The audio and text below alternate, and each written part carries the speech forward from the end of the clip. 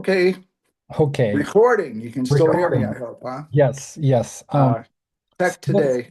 this is this is the debut of the Kandy Fontaine show, formerly known as the Small Bear Show, and I'm Kandy Fontaine, aka author Alex S. Johnson, and I'm an editor, author, publisher.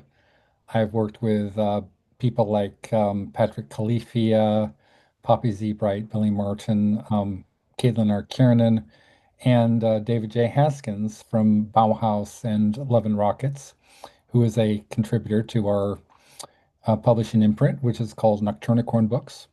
And we've been around for roughly a decade or so. And my special guest with me today is an old friend. I mean, when we go back about 30 years. 35, 35, what, 35 years? 1990. Oh, 1990. Did we meet in Mhm. 1990? Oh, holy crap. All I remember is that you actually was our mutual friend Thomas Roche called me up and said, "Hey, I got this guy, Paul M. Sammon, and he wants you to interview him." He says, and I thought, cheeky bastard, but you know, That's one of the nicer things I've been told.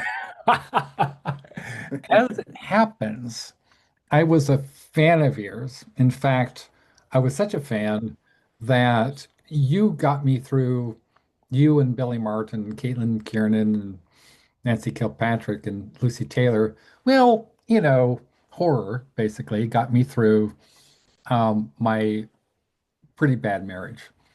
And I remember we were in this shitty little studio apartment in South Pasadena. And, one day I was with my wife and we went down to Book Soup and I bought a copy, oh, two books actually. One of them is called Splatterpunk's Extreme Horror. I don't believe it's in print anymore. It is not. And you have the paperback, and here's the hardcover, Holy crap. if I can So get it. this is what you Here, wrote. well, it's just not wanting to focus. But anyway, folks, believe me, there you go. Yeah. Oh, there you go. See you in Right. hell. And so, what is this? Are you Virgil? What's going on here? So, and the other book that I bought was this is kind of, for people who don't know, one of the reasons that I was so, turned on by Splatterpunks is that the dedication was to Andre Breton, Mhm. the you know self-styled Pope of Surrealism. Actually, there were about five or six competing surrealist schools in France alone. And so I immediately recognized, as a comparative literature scholar who'd studied with Ruby Cohn, who was the associate of Samuel Beckett, I realized this guy is a bit unusual. And I think that's as good a place as any to start because you aren't just, you know, your everyday. I mean, there's a lot of people now who aren't even aware, who weren't even born when, the Splat Pack came on the scene, right? Craig Spector, John Skip, David Scow, Marcy Matheson, right? And Edward Lee, Christopher Faust. Christopher Yeah. Faust, Hmm. Lucy Taylor, Yep. Bobby Bright, and a lot of these, people now they know names like Wrath James White. They know Eric LaRocca. They know, certainly know Brian Keene, but they're not really familiar with the OG splatterpunks. And so you were there, right at the ground zero of I splat. also was fortunate enough to edit the first anthology called Splatterpunks, and then follow it up 5 years later with Splatterpunks 2, Right. which primarily focused on female writers, and in some cases, soon to be trans writers. And, yep, there it is. Yeah, thank you. Yeah, and there is Accident d'Amour by Wildy Petou. Yeah, there's some familiar names. Right. Is Has transitioned, Oh, and I didn't know that. yes, and now they are he. Pronouns are tricky these days, They are. so I just prefer. Someone asked me the other day, "Well, what do you call someone?" And I say, Jim. Jim, right? Yeah, or Yeah. like Melanie, or I think of them in terms of a person as opposed to a category or a label. And I've always been very, very much against the way that this post-capitalist society in particular has just very insidiously over 100 years managed to just slot us all into our individual little categories, and which of course is worse than ever today with social media, and really the turn of the millennium when the internet really took off, and then everything atomized. And I just see that as one more step in a socioeconomic process that's been going on for some time. And it's also psychologically, I think, so limiting. I mean, if you don't get a chance to, I digress always. So, be prepared. But if you don't, in my opinion, get a chance to not find yourself cataloged or categorized, which often happens, then at least in terms of my own life, I found it much more fulfilling, because some people think of me, as you brought up rightly so, as the splatterpunks guy. Other people think of me as the future noir, they're making a Blade Runner guy, which is probably my most popular and enduring book still out there. Other people think of me as the fellow that did the definitive, I suppose, coffee table book on the Conan the Barbarian character, who I first came across Robert E. Howard in 1959 when I was 9 years old. And but that's all fantasy, horror, science fiction. But you bring up Breton, and there's the surrealists, there's the Dadaists, there's the Impressionists, there's the classicists.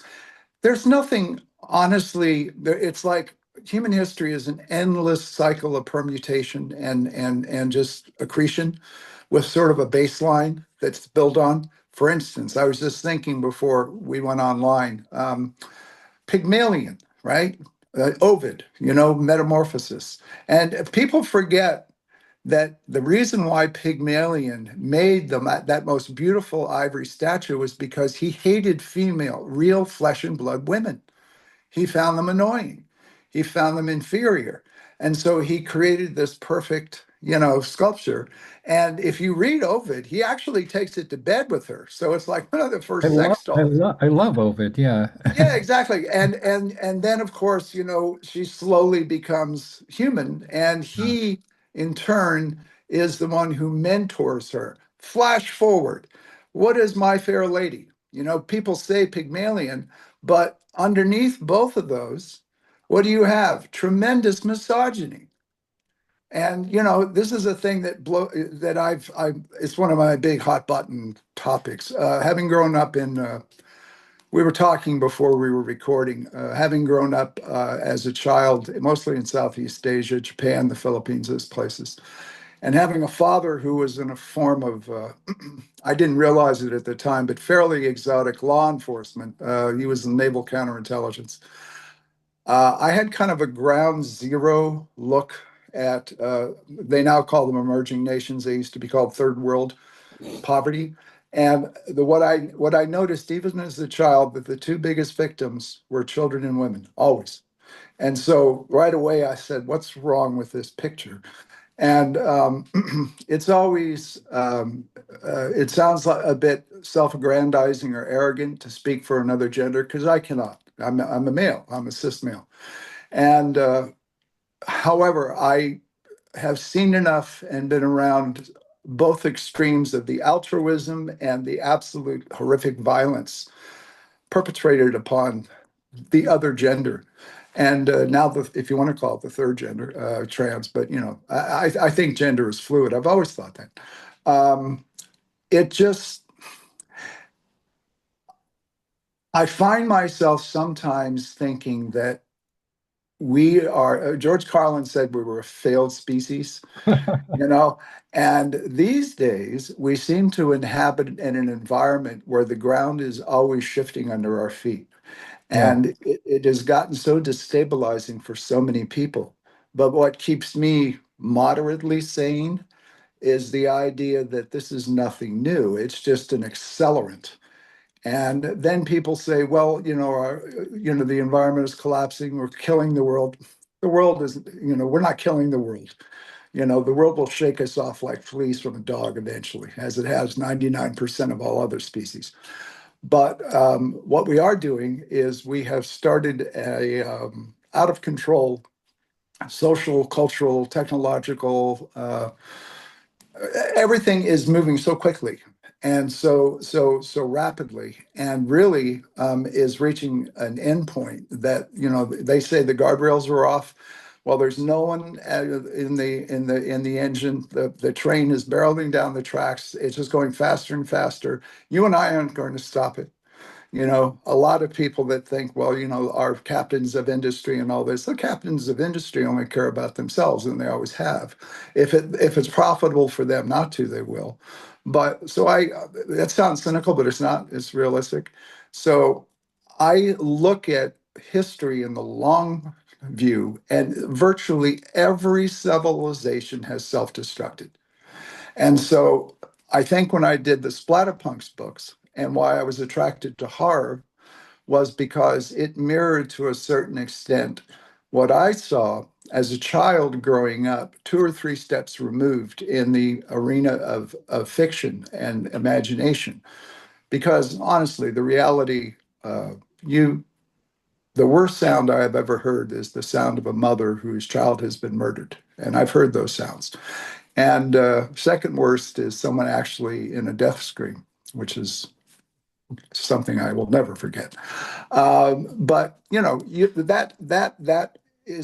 that's our reality. yeah, That's one part of our reality. There are other parts of our reality. right. I mean, so you bring up Bresson and you bring up, the whole artistic impulse and filter through which our lives and our cultures are filtered. Yeah. I said filtered twice, but that's okay. Uh, but I mean, that's our buffers. That's our psychological. Those are our psychological guardrails. Yeah, Those are the things that we shiver, and we go to a good horror film, and when we can walk out, right. and we're not stuck in that nightmare with Freddy Krueger, or we're not like in. Have you seen Mads? The one-shot French horror film that came out on Shudder this No, year. did I? It's fantastic. It's a guy who it's a new drug, and a guy takes the line and jumps in a car and speeds off, and all of a sudden this woman comes screaming out of the woods and dives into his car and starts ripping at him. And Yeah, sort of a zombie film, but it isn't. And it goes from a uh, guy like doing a bump of this yeah, strange new drug to a total apocalyptic scenario yeah, in one shot. In one shot. And so, what's that? That's a reflection of all of the fear and the anxiety and the uncertainty and the instability that many of us are feeling. If we are sensitive to it, yeah, and if we have been fortunate enough to have been educated or have had access to more than one pipeline of information, which is again, one of the offshoots of our, atomized society now. right. People can sit in front of whatever screen they want, and that's all they care about. Yeah, But human nature hasn't changed. The tropes yeah, of fantasy, science fiction, art haven't changed. They just keep sort of like adding on to themselves. There's different colors and tints. yeah, Theodore Sturgeon, who I knew, a wonderful writer that you talk about people who are forgotten. yeah, One of the best of the classic science fiction and horror and actually literary writers in the 40s, 50s, and 60s once said, they talk about horror and science fiction. He says those are subcategories of fantasy. Those are just two tiles in the overarching mural of the fantastic. yeah, And so the fantastic to me has always been both a fascinating magnet and also a way of, in a sense, validating my own worldview. If that sounds too pretentious, let me know. Yes, You know. it is very fucking pretentious. Oh, Yeah, thank you. I wanted to add, so we were Don't talking, hold back, Alex. Just yeah, let me know, okay? we're talking about, don't worry. So we're talking about misogyny, we're talking about, gynocide, we're talking about, rape and, Oh, yeah. rape culture, right? And of course you've seen Fat Girl. Of course, Sure. you've seen Fat Girl. I mean, to me, I saw that recently, actually, and to me, that's one of the greatest horror movies I've ever seen. Could we talk little bit about French cinema at the extreme? Oh, of course. A lot of people say that it started with Inside, I suppose, is one Mhm. of the earliest examples when, for at least initially, for no reason, a pregnant woman is being stalked by another woman who Yeah, literally wants to rip out her fetus right. with a knife. As one And does. then you have Martyrs, of course, which I Yeah, think is the best of all of them because although it's one of the grimmest and most difficult to sit through, it actually has a philosophical underpinning that's quite profound. yeah, This whole rape culture thing, again, this gets back to the atomization that I was talking about. right. There was a book in 1970 called Future Shock. And Alfred Hoffler.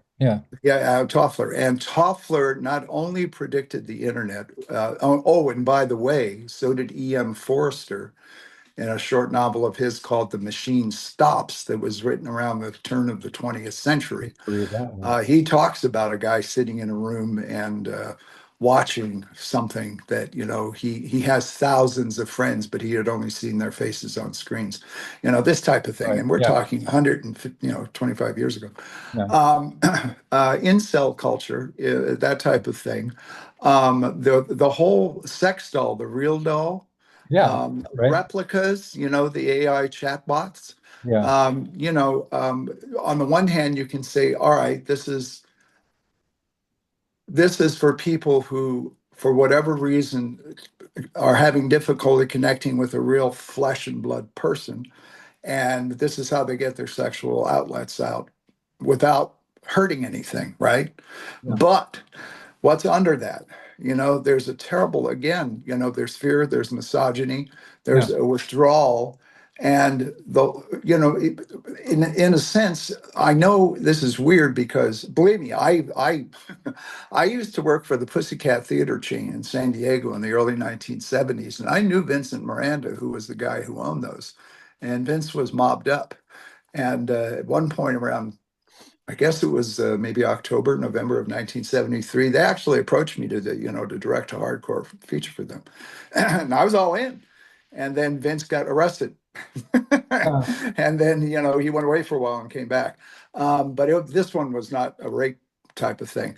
But when you think about it, you get into these, it's a murky area because women have always, the old trope used to be women would shrug their shoulders and go men, you know and then Jack, Nicholson in The Shining, women can't live with him, can't live without him, so it goes both ways. no, um, I think the problem again is that, I mean, I honestly do feel very strongly about the way women in all cultures, well, not all, because if you go to the Netherlands, for instance, there's a lot more equanimity there between the sexes than there is in this particularly fucked up America. But they they have my sympathy, I guess. They don't want it, that's fine. yeah. But to actually have to walk through your life, always aware that you are a possible victim, and I don't know. I know I'm free associating, but it is Okay. just, it's something that's very, very, I'm very sensitive about. I This, think also yeah, because my dad did deal with rape victims and child molestation and that type of thing. And again, in fact, I'll give you a very brief story. Oh, yes. A very, very quick story. The first suicide I saw was in Subic Bay in the Philippines around 1963, 64.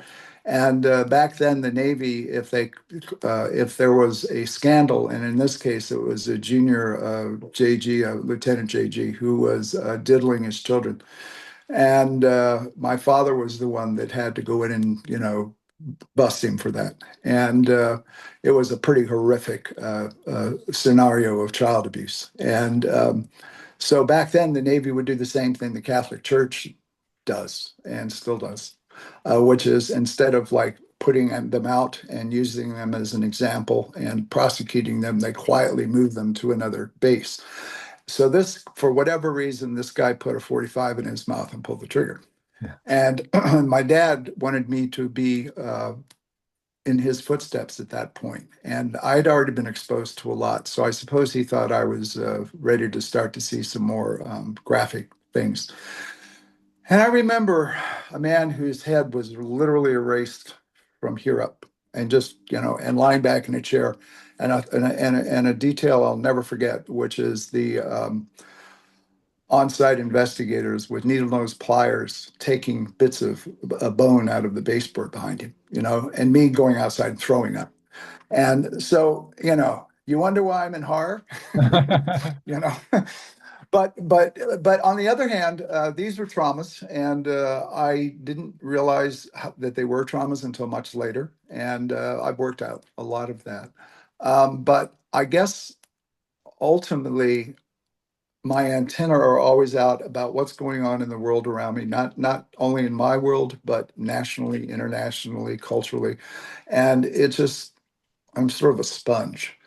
And so that comes out in my projects, which are very eclectic. I mean, I've done over 30 books, and most people only know four or five. Right, And I worked over 100 pictures, and most people only know maybe two or three. right. And I mean, I worked on Return of the Living Dead and Evil Dead 2, and I was in part, responsible for bringing that out to the public. Those are Yeah. two of my favorite all-time movies.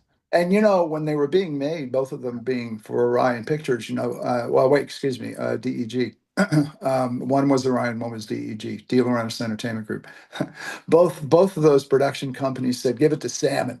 This stuff is toxic. Nobody wants to see this." And I'd be at the weekly, department head meetings, going, "You guys are nuts. This is your summer movie. These things are great. You don't Yeah. understand, blah blah. Yeah, sit down. That type of thing." But so I guess I don't know. I don't know what I'm saying, but I guess I'm eclectic. I've been fortunate enough to meet people and work with people like Harlan Ellison, who I edited in my anthology, The King is Dead, back in '95. Harlan and I were great friends for 20 years until we weren't. Theodore Sturgeon, Richard Matheson, Robert Bloch, Fritz Lieber, Stephen King, Peter Straub. Oh, Peter Straub, who was kind enough to put me in his anthology Ghosts Yeah. back in '95. There we go again. Well, Yeah. let's see if I can. It just refuses to hold focus. There we go. Well, anyway, Peter Straub's Ghosts and The Wedding Party.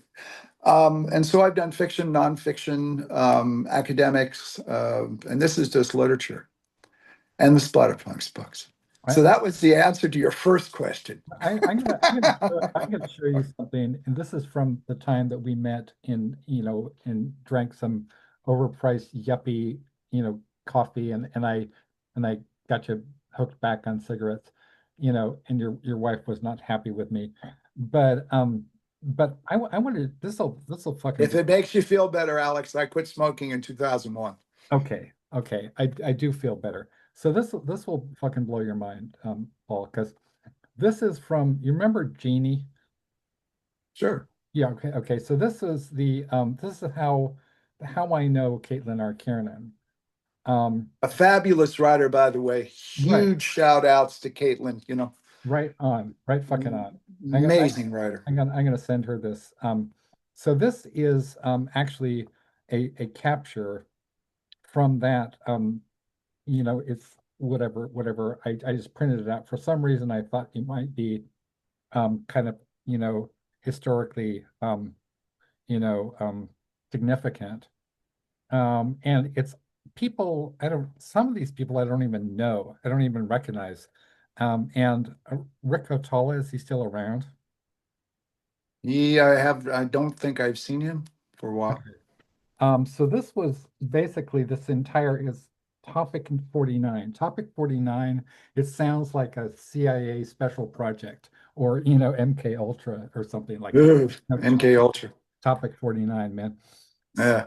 This was about there was this, tempest in a teacup when, then pre-transition Poppy Z Bright, um, uh, in response to an incident in which a warehouse fire, um, uh, poor guy, sort of burned a warehouse worker alive, and the warehouse contained, copies of Poppy's masterpiece, Exquisite Corpse, Oh, yes. and Poppy's response.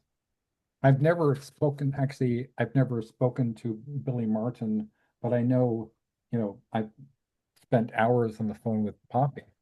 And he has this very kind of dry, almost, I mean, Billy, but the kind of like the sort of Southern drawl always reminded me of William S. Burroughs. It was very, very bone dry, and Mhm. he said, well, I'm pretty sure that the copies of Exquisite Corpse were impregnated with what the Papua New Guinea Islanders refer to as long pig. Oh, yes. Yeah. And this started a firestorm of controversy. So this is Category 8, Topic 49, Message 13, Thursday, December 15th, 1994. Walter Winchell here. R. Hotala, 1, Rick, at 1346 EST. The burned flesh thing was a cheap and sensitive and IMHO. That's for you youngsters, in my humble opinion. Extremely stupid publicity stunt for which everyone involved, except the Nern victim, I guess, should be ashamed. Oops, that's burn victim, darn fingers. No pun intended. I hope it backfires and ultimately costs in karmic debt. See how vindictive they are, right? Karmic debt, motherfucker, and low sales. So wishing Mhm. low sales on Poppy Z Bright. Good luck with that one. Of course, the media. What's the media, Paul? What's the media? They always, Trump talks about the media, right? There is no media. There are like 10,000, Hydra heads on a body of misinformation. Hydra head.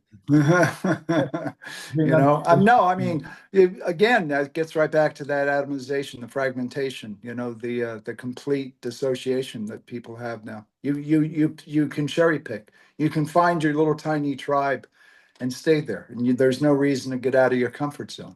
Of course, the media, mind you, Mhm. swarmed on this, whatever that was, like flies on SH, ampersand T, because they don't want to use the curse word, S Yeah. ampersand T, and or pound sign actually, and severs to feed a mass audience's view that all horror writers are twisted, perverse, return, scroll, quit, insensitive, ghoulish, and turned on by human suffering. And I'll learn to type Freudian, and not severs. My Freudian slip is showing. Can I interject real quickly? Yes, What you please. just said, that all horror writers are twisted, slavering, knuckle dragging, Neanderthals. Yeah. Two of the most kind, well-rounded, and wonderful people I knew in my life were Robert Bloch, author of Psycho, legendarily nice man, and also Richard Matheson, the writer, whose son R.C., of course, as we both know, is the second generation horror fellow, as well as many, many other mainstream accomplishments. But that's a misnomer. Horror writers, romance writers, erotica writers, they're writers, period. They're writers, Gosh, Shocking. What a revelation. Oh. I met Burroughs. And I've worked with people like David Cronenberg, who is like, the king of body horror. You will not find a nicer Canadian. Also someone who really has that mischievous twinkle in his eye and, just really enjoys pushing that button.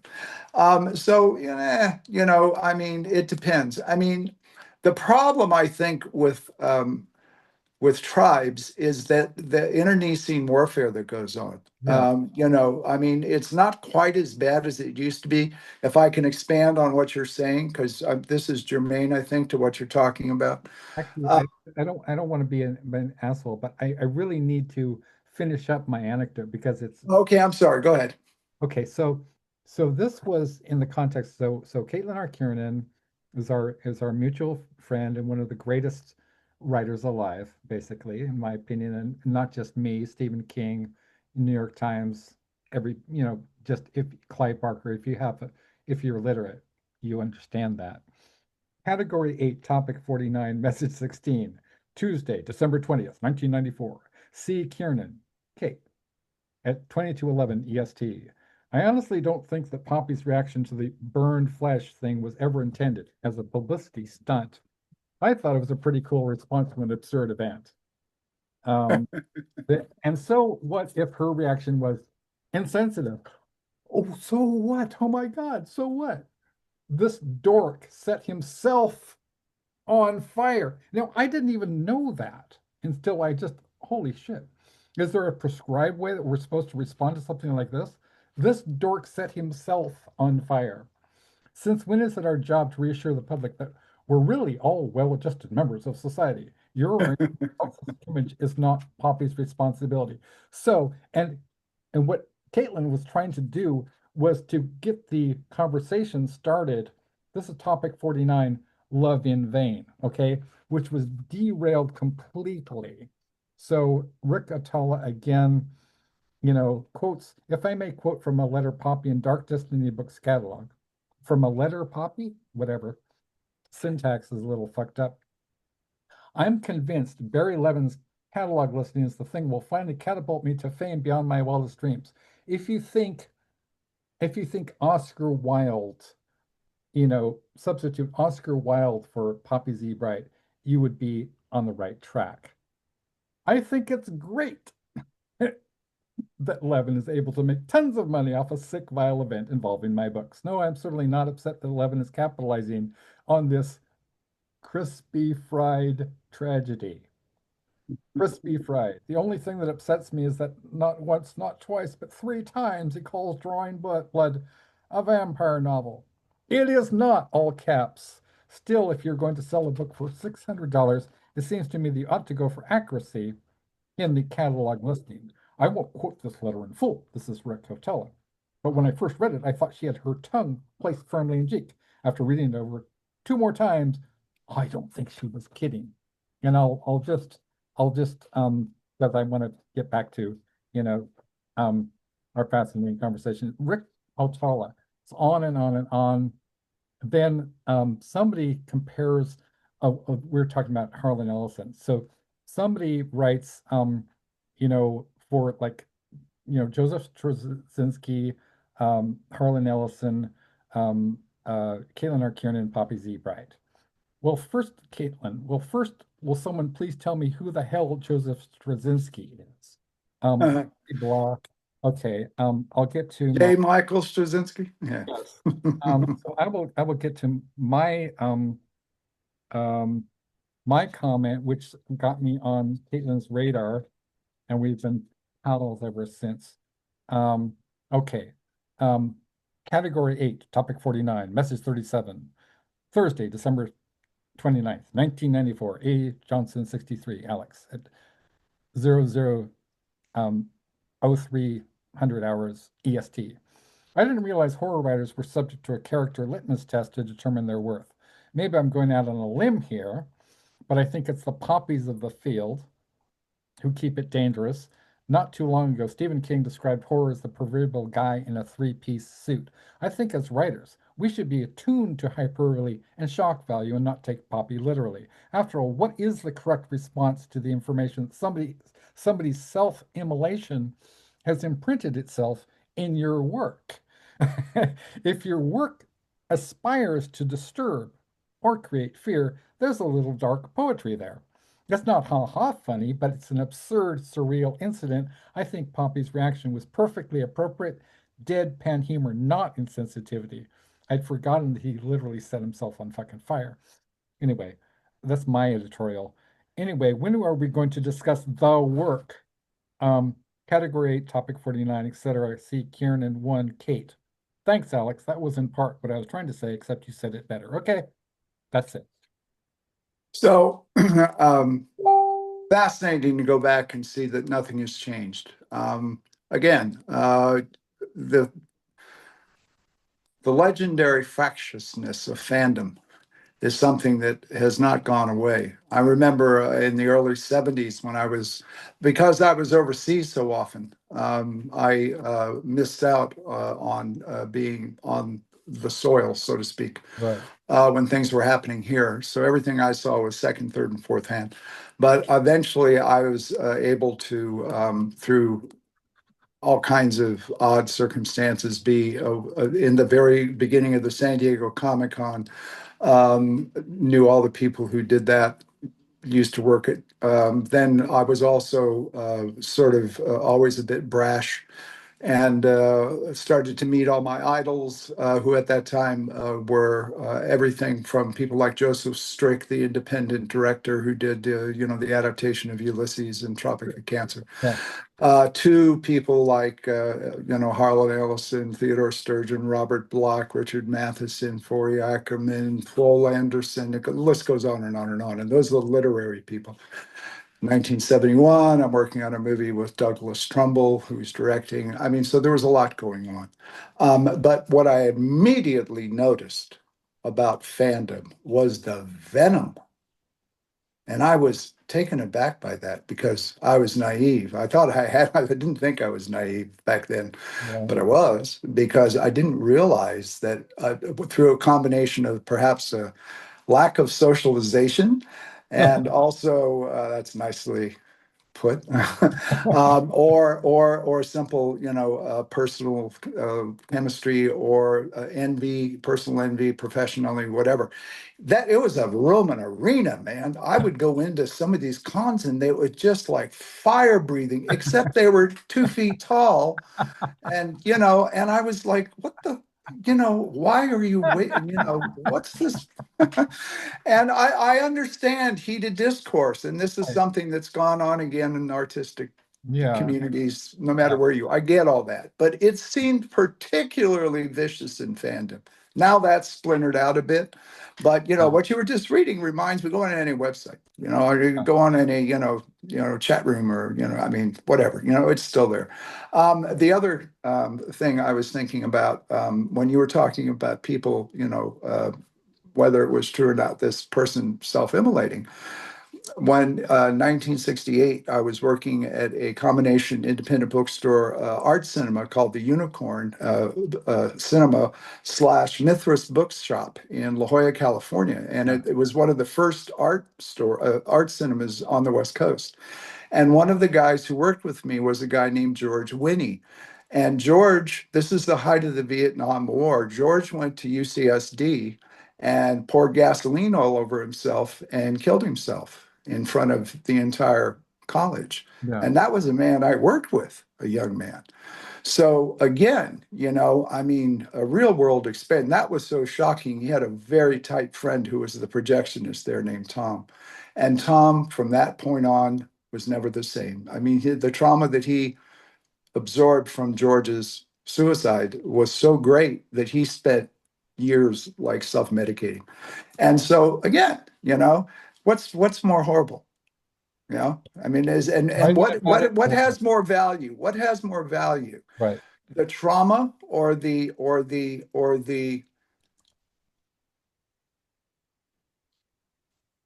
taking out of the poison? Yeah. In other words, is it the therapy or is it the event? And I keep seeing these cycles of viciousness. And I'm not saying, why can't we all get along, for fuck's Yeah. sake? That's ridiculous. We never will all get along. We're human beings.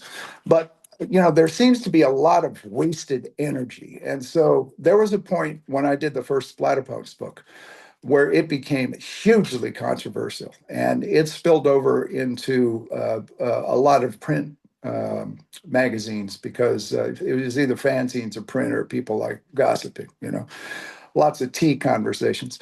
And so I was a bit puzzled by it, and then it started to sink into me that I had stepped into exactly what I was just describing, this somewhat adolescent, and boy, am I going to get yelled at for that, this somewhat adolescent, like shit throwing back and forth, and but I called up a couple of people who were three or four rungs above me in the professional ladder, who were one was a filmmaker and the other one was a writer, quite well known. I won't use the names. But they both said the same thing. They said, look, we've been putting up with this shit for like 20 years, and we've both learned the same thing. This is exactly what they both said. They said, just be the turtle, just pull your head in, Yeah. look straight ahead, do the work, and ignore it. Yeah. And it's difficult, but that served me well. So for someone who in the late 60s was being arrested on a regular basis for what they then called civil disobedience, because I was out in the streets against Vietnam War, which was funny because the first time I was in Vietnam was in 1964, again, when I was 14. I knew what was going on over there. And I've got a father who's in military intelligence, who's bailing me out of jail every other Yeah. weekend and saying, you're really embarrassing me, Paul. And I say, Dad, I'm sorry. It's you understand as well as I do. The hypocrisy and what's really going on. Yeah. And so I was out in the streets. I got gassed. I got hit. I got truncheoned. I was in the hysteria of mobs. I did all that for years. And the first Splatterpunks book was partly a reaction to the absolute aggressive hypocrisy of the Reagan and the George H.W. Bush regimes. Remember, Reagan courted the fundamentalists. That was one of the first times that a national politician had really gone after that base in order to carry the ball over the the goal line. And I watched Reagan, dismantle everything and privatize it and stuff his own pockets, and then get on TV and say, "Hi, everything's fine on this shining city on the hill." And I just wanted to vomit, Right. and it was obvious to me what was going on. So the Splatterpunks book was, in a sense, I think I even said it in the Cyber Psychos interview that we did Yeah. back in the day, that it was, in a way, a First Amendment bullet aimed right at the forehead of Yeah. that type of thinking. And I mean, there's many other things that Splatterpunks series was, including the whole DIY ethos, and the whole fact that during the 70s and 80s, well, especially the 70s, but during the 80s, horror had become so um, monetized and commercialized and blended out, and it was just, it was pretty awful, bland, terrible Yeah. material. And I wanted to get that, that rock and roll energy back. Yeah. And that was going on at that time. And now, of course, and then finally, third, because Splatterpunks, my other mission was to show people that there was literary merit in this movement. That's why I had people like Clyde Barker. Yeah. That's why I had people, the night they missed the horror show, Joe Lansdale, which still One of my favorite 30, authors. 35 years on is Yeah. just, you talk about a horrifying, That's an absolute deal. mess. Yeah. So, but literature. So Yeah. there were a number of reasons to do that.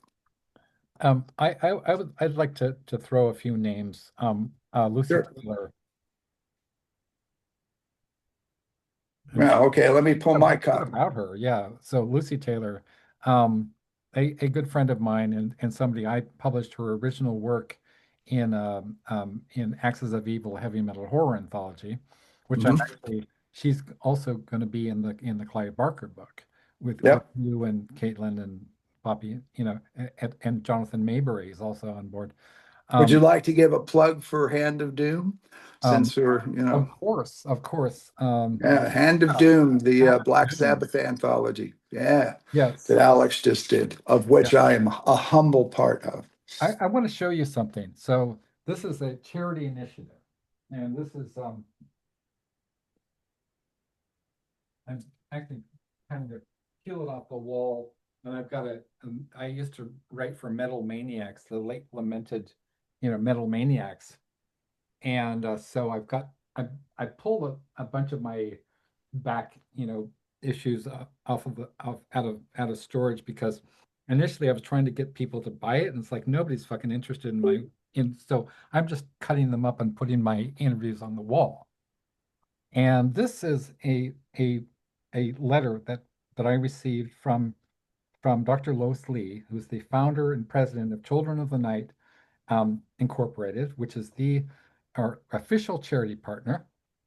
And in Children of the Night, rescuing easy for me to say, rescuing young people from prostitution. And it's in LA, it's in Hollywood, where everything happens. And kind of a side note, I'm becoming you in my late middle age. Um, that I was working with Carrie Lee Chrome, the co-founder of the Runaways, and Mhm. she actually contributed to two of my anthologies. She was going to contribute to the Hand of Doom, but in fact, she had the cover on her Facebook page. But, long story short, he had to withdraw because of some family issues. And at any rate, you know, as many know, Carrie was, a victim of, a sex trafficking ring in Hollywood, consisting of people like Rodney Bingenheimer. This is very well known, Kim Fowley, and some other people that I've named in a series of investigative journalism pieces. Anyway, Dr. Lewis Lee is doing God's own work. The founder and president of Children of the Night um, um, Incorporated. And actually, I got onto her because of the late great Ronnie James Dio. Ronnie James Dio was much more than just a singer in a rock and roll band, right? He was a philanthropist. He did Mhm. a lot of stuff for Children of the Night that people don't even know about. Besides the concerts, the concerts in forget the venue. And he did the song "Runaway," "Throwaway Children" on the Killing the Dragon album. And so when I interviewed him for Zero Tolerance magazine back in the early aughts, I remember clear as day. He said, I asked him, "What are you working on, Ronnie?" And he said, "I'm working with Dr. Lee," right? So many years later, I thought, well, I don't want to just do the obvious, the ordinary. You get people, if you're doing one of these anthologies, usually you get what I wanted to have all original stories, like with Axis of Evil, and I wanted to do it correctly so people felt like they were being, if I couldn't compensate them as they were like somebody like Anna Taborska is published alongside King and Straub, but I just wanted to let them know that their original work is going to a great cause. So this is a letter I received April 25th this year. Dear Alex, please accept my gratitude and appreciation for your generous gift, blah, blah, blah. All proceeds from sales of Hand of Doom go directly to Dr. Lee. So I don't take a dime. None of the contributors, Paul can confirm this. Nobody is making any money off this. This is a charity enterprise. Which is one of the reasons why I agreed to contribute to it. Exactly. Um, Probably the main one, actually. right. P.S., and this is in her own handwriting. P.S. Thanks, Alex, for all of your hard work, Lois. And so that's she hand wrote that, which is to me, it's if I did nothing else, Paul, in my entire fucking life, it would be to receive this letter. Is it just means the world to me because I was a friend of of Carrie Lee Chrome, man, And I know how much she suffered at the Mhm. hands of those monsters. And so I if, understand. if this goes to in any way, shape, or form towards, you know, bringing them down, then, I can, I'll die with a clear heart. You know what I mean? So I just wanted to share that with you. Well, I'm very, I applaud that, Alex. I Yeah, applaud your effort. I applaud it. thank you. Take action, Right. Take as it. Thank opposed to just talk about it. you. Yeah, may I just throw something in very quickly? Absolutely. Because we've been talking a bit about rock and roll. Yeah. One of the things also that I don't think most people, unless they're my friends or happen to be around when I was doing it, was I was a musician for 15 years. I started in the early 60s with a Telecaster and a Yamaha tube amp. And I was in bands that were cover bands for like Beach Boys and the British Invasion and that nonsense. And then did that for years and years and years, and then went solo electric, and then went 12-string Martin acoustic, and wrote my own music. So I was familiar with the whole culture and what it's like to be in bands, what it's like to go to bad, shitty gigs, and get ripped off and so forth and so on. And one of the things that I'm proud of, which has never really seen the light of day, was I directed, produced, and wrote a film in the early 1980s that was never really finished. And there's a long story behind it called PP, the Planetary Pal. I remember that. But but I had just been working with David Lynch on Dune, Yeah. and we did a song called "Step on My Embryos," and that was the theme Right. song. And Yeah. it's a great song. It's really a good song. It's something that would still work. So this whole rock and roll lifestyle thing. I mean, I met Lou. I worked with Lou Reed. I got him in The King is Dead anthology. Yeah. Spoke with Lou many times, and Laurie, his partner, and also was That's involved with Laurie Anderson for you children out there. yeah, Laurie Anderson, the great singer, songwriter, performance artist, magnificent talent. And also, of course, Sting, on Dune. And oh, by the way, here's a quick one.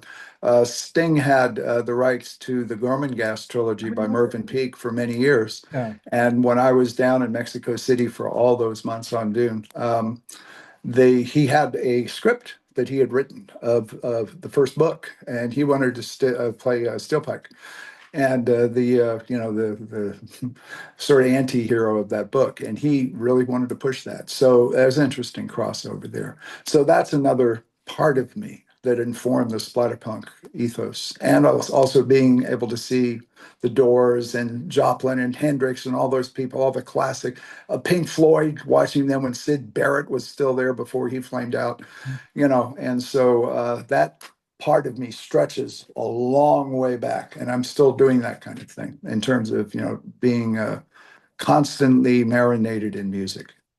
Before I forget, and this is totally askew because neurodivergent, I would love to have something from you for my sword and sorcery book Oh, that'd be fun. Do you called know that was my first novel? I swear to Really? God, it was called Sword of Light. And I wrote it in 1966. And it's a guy who wakes up is kind of a total ripoff of 45 other prior, novels and short stories. The guy works up in an alien planet. There are parrot-headed, men that attack him. He's like suddenly transformed, sort of like what was it, the Richard Corbin Den, I think, Yes, I the was about graphic to say it. novels. Yeah, About to say it. yeah, yeah, yeah, yeah. And anyway, Yeah. and he finds in a flat meteorite. He flips it open like a box, and there's a lightsaber. And Nice. this is in 1966, 67, the equivalent Yeah. of it. And I found it like maybe a year ago. I'd totally forgotten about it in my files. Amazing. I went 10 years before Star Wars. That's so freaking Who awesome. passed Yeah. this on to George, Yeah. Okay. So I will tell you a story. This is one of my stories that, in my improbable life. I think you are uniquely one of the other people who's had an improbable life. Mm. So the origin story of the Small Bear Show. Mhm. Okay, so when I was born, actually 1966, right? You Um, started as a child. I was born a small child, yes. Or as Steve Martin says, I was born a small black child, right? And so my mom was a friend of a filmmaker named John Cordy, right? Sure. Yes, of Of course. course, The you know people. John Cordy. The people. Exactly. Mm. My dad was a friend, a close friend, and actually was in scouts with a guy named Michael Ritchie. Now, Michael Oh, Ritchie, yes. of course, was Downhill racer, a whole the downhill candidate. racer, the Yeah. candidate. Mhm. Mhm. Now, actually, there's a number of, and I know you've worked with all these people, really, really interesting kind of synchronicities, or are they? Because um, Cordy worked with Ritchie on the candidate. Um, Not only that, but okay, so back to the Small Bear Show. Why Small Bear? Well, Cordy sent me, just born, in you know, um, San Francisco Bay Area, Walnut Creek, and he sent me a teddy bear, Steve teddy bear, which is like the Rolls Royce of teddy bears, and and you know, a few years later, not about 20 years later, he directed something called Caravan of Courage, an Ewok adventure, which was, through Lucasfilms. It was a TV film. It was like years before The Mandalorian. Mhm. And it was based on a short story written by George Lucas, which was in turn based on Goldilocks and the Three Bears. And of course, the Ewoks are nothing but bears. I hated those Ewoks. I know. So Despised them. it's so fucking irritating. But anyway, and I'm trying to, you know, head myself off at the whatever you call it, the past, because I was about to go sideways and talk about, interviewing Caroline Munro in London, and I'm turning into you, man. Beautiful. What Carolyn is a beautiful woman. Beautiful woman. Yeah. awful alchemy, or magic. And Hmm. so anyway, only recently my mom was like, John Cordy was the guy who sent you this teddy bear. And I'm like, so I start to do a little bit of, research. And then I find out that the guy who was responsible for what became American Zoetrope. Ah, Right? yes. Could you hang on 1 second? I just need to Sure. turn a fan on. Yep.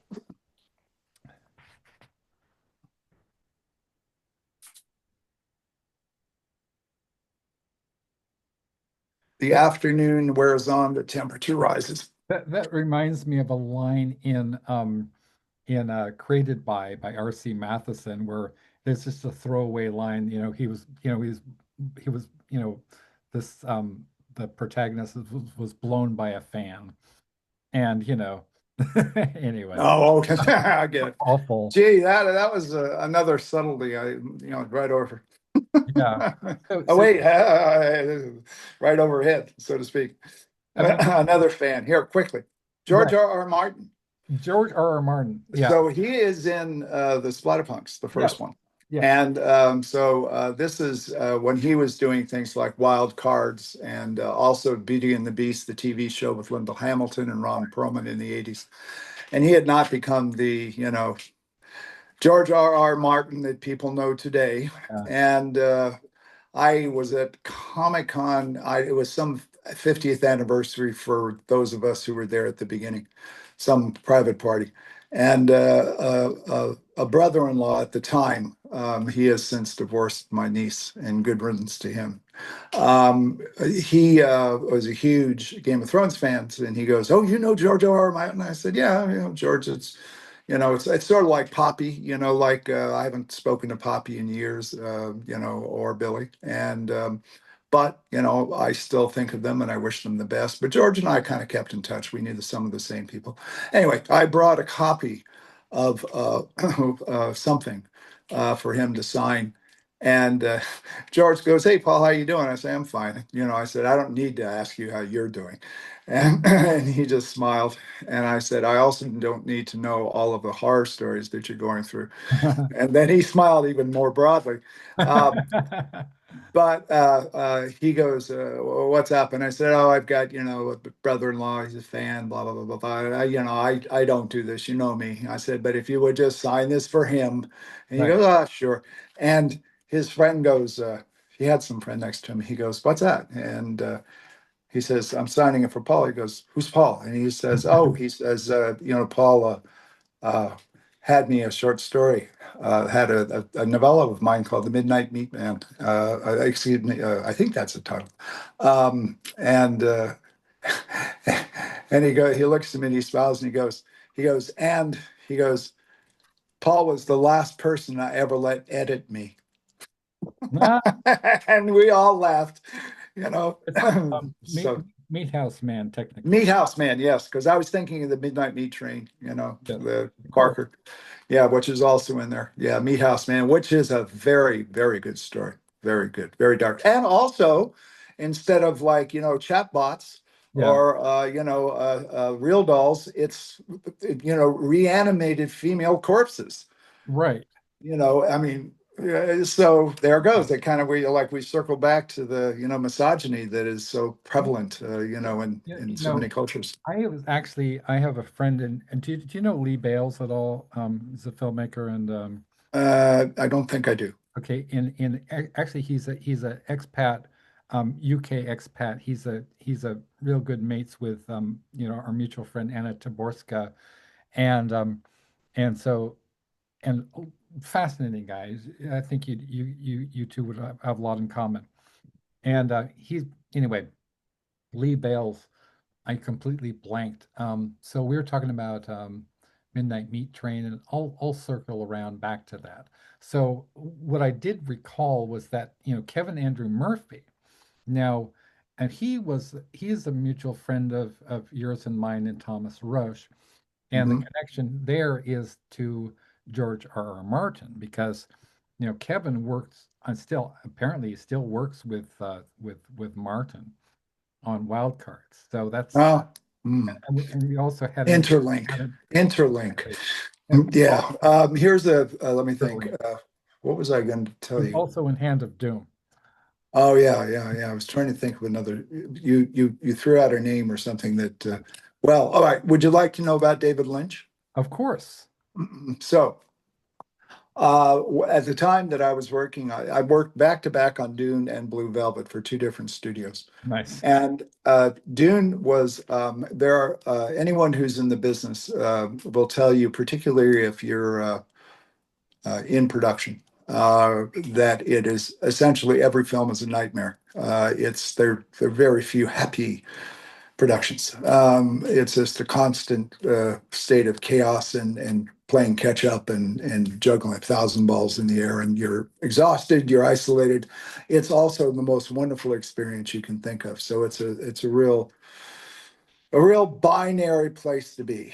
And Yeah. the thing I loved about David at that point was that he had only done The Elephant Man and Eraserhead as features.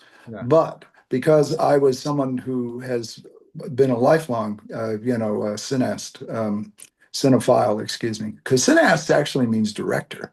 Oh, Most people don't know that, yeah. So I'm a cinephile. So I had seen his shorts. I had seen The Grandmother. I had seen The Amputee. I had seen The Alphabet. And then I'd seen Eraserhead. In fact, I was a projectionist for a short period of time in San Diego, and Midnight Movies. I saw it 100 times. And then I saw, of course, Elephant Man. And by the time the Elephant Man came around, I was extremely prolific in the 70s in terms of writing. And I was writing for so many different venues, both mainstream and not. And I had a monthly film column in a magazine in Glossy called Seacoast. And I did a huge rave about Elephant Man, and also said that it was really interesting how he had managed to combine so early on a commercial approach with his own idiosyncrasies. And so then when I get to Dune, and I'm actually kind of a junior vice president of domestic theatrical publicity, also working with genre films, but in a much broader, also I was working on mainstream. Anyway, I was doing a lot of work. And I get down and I meet David, really meet him for the first time at the end of 1982, start hanging out with him in 83. And one of the very first things he told me when I went down to Dune the first time and they just started shooting was I said, David, it's been a while. How are you doing? And he said, I'm standing at the head of the sellout line. And Nice. I went, "Who- Nice. what? Because that, well, it wasn't nice because he said it with, like a weariness. And David was, I had a different sense of sellout. yeah, no, he was not being I'm sorry. flip. Yeah. No, it's all right.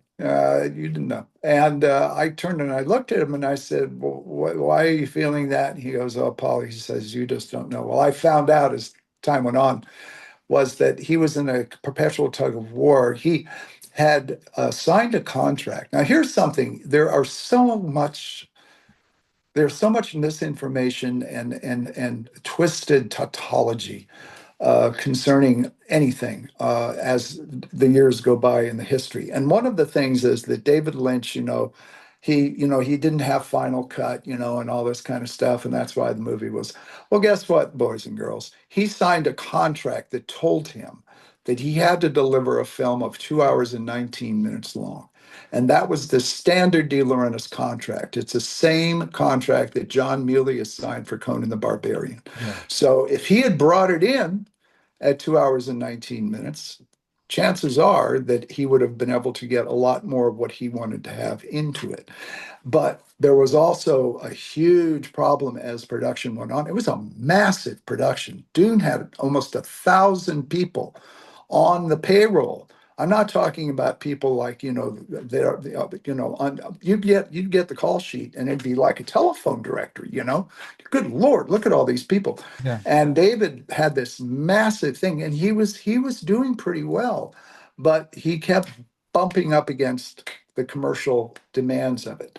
And I read a number of scripts that he wrote as it progressed. And as a Dune fan who had read the first book in 1965 when it came out from Chilton Press when I was 15 and kept up with all of the sequels, I remember being impressed. I thought, oh my God, how could someone have compressed that book in such a sleek and elegant fashion, which he did in the first few drafts. But then the war of attrition started. There was a cut here, a flen's there, a limb taken off here. And as it kind of narrowed down, he became more frustrated.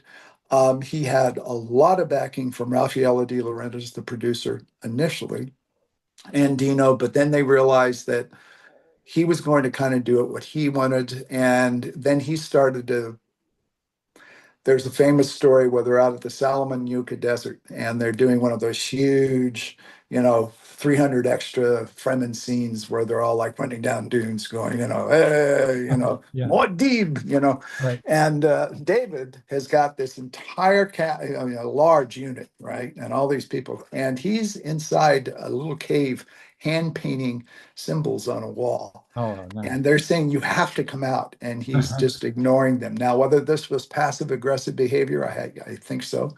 I don't know, but that was a terrible experience for David, and incidentally, probably in my personal cosmology, one of the most damaging. I really went through the ringer professionally and personally on that, but that's a whole other story. It was good for me though because that was my baptism of blood. Right. And I was essentially, stripped naked, slathered with bear grease, and thrown into a pool with 15-foot Mako sharks. Get Get it? to the other side, and if you get out and you're still alive, you're one of us. Yeah. Oh man, I mean, I have stories. But so David was so crushed by what he went through on that he essentially retreated for a while on the East Coast, and he stayed with Jack Fisk and Sissy Spacek, who are old friends of his. And he had signed away the rights to a lot of his scripts to Dino, which included One Saliva Bubble, which is a famous thing that never got made, a really strange thing, and his most cherished project, which is Ronnie Rocket. about a little sort of a kind of a Twin Peaks type of thing, an alternate dimension, anyway, rock and roll, gothic. And but Nice. Blue Velvet he still had. And so he did Blue Velvet and he went to Dino, and you would have thought after that colossal failure of Dune that Dino would not want to see him at all. But to his credit, Dino said, "Avanti, avanti, David." And Yeah. Dino was a character. Um, uh, and he said, "Look, Dino," he said, "a low budget, small fee from me, final cut." And we do it, and we do it quickly. And Dino had just opened up his studios in Wilmington, North Carolina, the DEG studios. And so it kind of all came together, and David was left alone, and look what happened, you know? Yeah. And so I am now not at Universal. I'm working for De Laurentiis Entertainment Group, and they told me, they said, well, it's the same people that were giving me so much grief on the other movie suddenly are paying me twice the amount that they were on the first movie, Hollywood. Right. And I said, look, I said, I know David. I like David.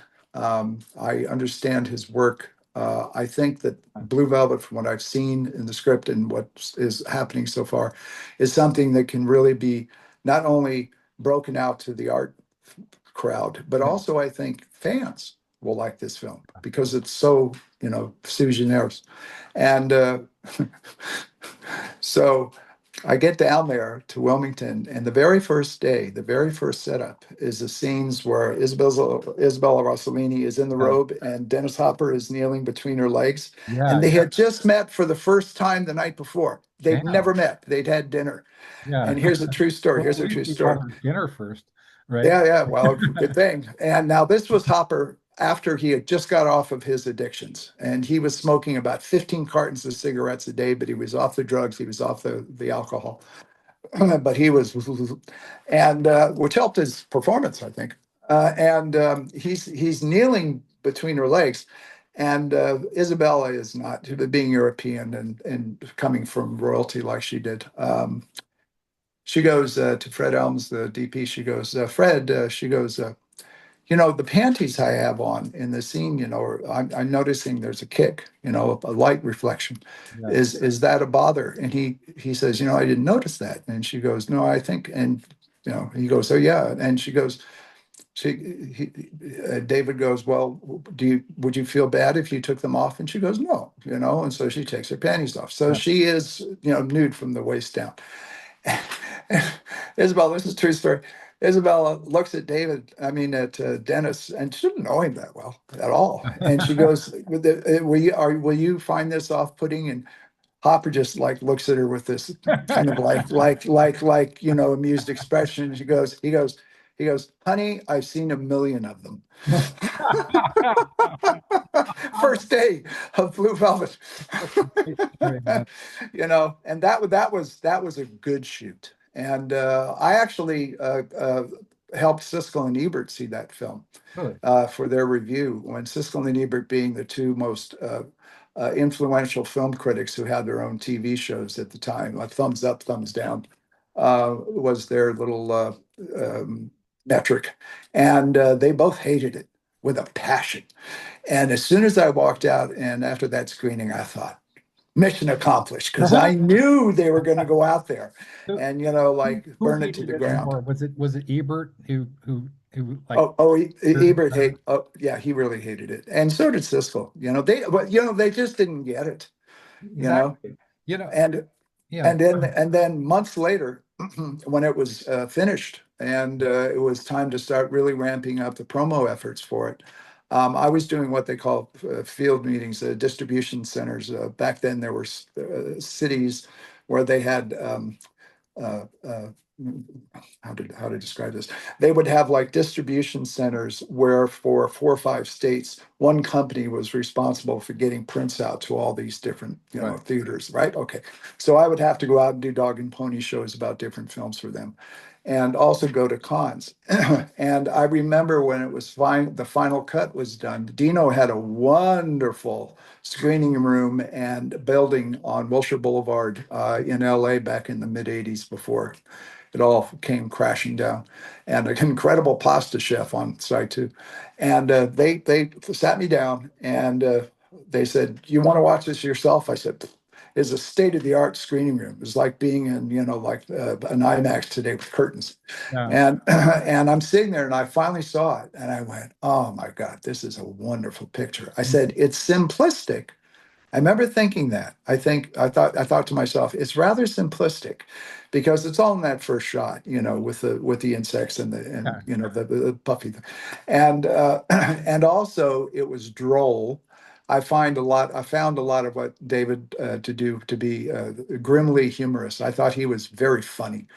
And I got a big laugh out of him in Mexico City once because The Angriest Dog in the World, which is a strip that he used to do, Yeah. where it was just a graphic of a dog chained up, and in the Yeah. I background there was a remember that. house. You remember that? Yeah. Yeah. Yeah. And the graphic never changed, just the word balloons. Yeah. And I came down one day and I said to David, and he goes, "What?" And I said, "I really love The Angriest Dog in the World." He goes, "You eat that?" And I go, "The angriest dog in the world. So angry that he cannot bark. He cannot move. He can." And he started to just crack up, and he goes, "Oh, you do like it?" And I go, "Oh, I love it." But anyway, Blue Velvet, I remember thinking, this is going to go someplace again. And it did, but it wasn't a massive hit, but it certainly put him back on the right track. And he was wise enough to never go to test his own ambition to go up the conventional Hollywood ladder, which he was doing with both Elephant Man, in my opinion, and in Dune. He hit a point where he could have done what a lot of filmmakers do and kept butting his head. And instead he said, "Nope, I'm going to be true to myself." I mean, David essentially was a painter who made films, as opposed to a filmmaker. I mean, he was talented, and he was in very many different areas: music, furniture, film, websites, cartooning, but he was essentially a painter, Right. and never stopped painting, by the way, until the day he died, unfortunately. And part of the reason he died was the fires in LA in June 6th, which is January 6th of 2025. Sorry, let me amend. January 7th of Yeah. 2025, the same day that the house that I and my wife lived in for Right. 15 years burned to the ground. He had very bad lung problems and OCPD, among others. And the toxic fumes from a fire that was literally right below where he lived on Mulholland all wafted up, and they had to move him out. And it didn't help. And a few weeks later, he was gone. And Wow. Yeah. gone much too soon. And I used to chastise him. I say, "Why are you smoking?" Because I had stopped, even though you just told me about how you got me smoking again. I was on one of my occasional anti-smoking things, but I knew, that my both of my parents died of lung cancer and esophageal cancer, and I watched that happen. And so, yeah, so I want to do a little thing where I actually, I may be a little bit psychic or psycho, but wait, can I ask you, Alex, how long do we have to do this? um I mean it's Oh yeah. it's my show. I'm Candy Okay. All Fontaine. right. I We didn't can, know if you had can a time limit. I don't have, there are no limits, You might be sorry you said that. right? Yeah. But I might outlast you. I'm not going to go there. So, I wrote down actually while you were describing and I was getting a very, very vivid and impressive visual of Isabella Rossellini. But I had actually written down a microsecond before you started talking about her, whatever, Rossellini, Sharon Stone, because I know you worked with Paul Verhoeven and you worked with Sharon. Uh, But yes. also, as a side note, a little trip. And I believe we spoke on the phone about this, but as far as Lynch and Blue Velvet. Now, I have a really good friend who goes by the name of the stage name of Elvorian von Spivey, and she's best known as the guitarist for the death rock supergroup Penis Flytrap, which had Yes, I've heard. Dinah Cancer. I know you know who that. I'm aware. Yeah, You're aware.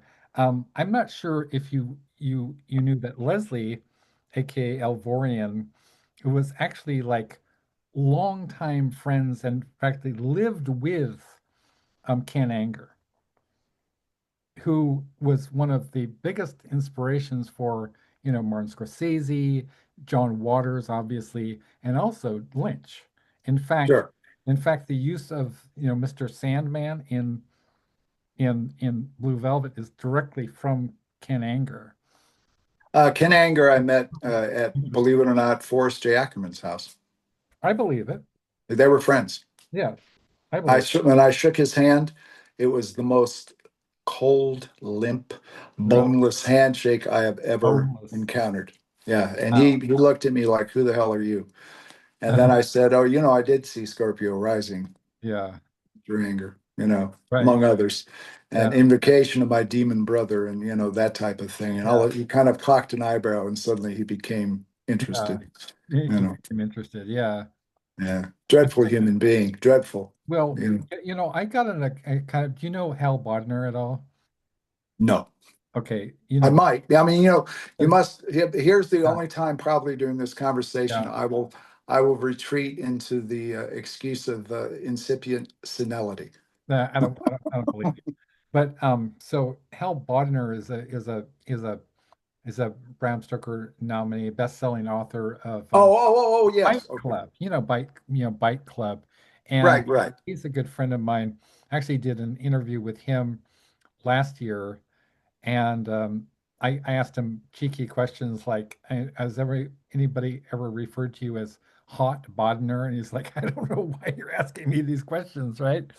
So, um, and oh yeah, I posted, I just posted a photo of JPEG of Ken Anger and Elvorian, and he hopped on my page, and he's a high-powered attorney, right? So, like.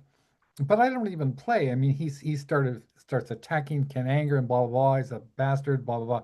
And I was like, okay, so we can have that conversation, Hal, but we're not having that on a post for my friend Leslie, right? That's Right. separate. So, at any rate, I love him. He was actually, believe it or not, he was on the grievance committee for HWA, along with Oh, the late, Nancy Kilpatrick, right. right? Yes. And so that's completely irrelevant to anything. Sharon Stone, man, you worked with Sharon Stone and Paul Verhoeven. Tell me about them. Paul Verhoeven. Uh, I, of course, again, I have to fall back on just my addiction to celluloid and now digital.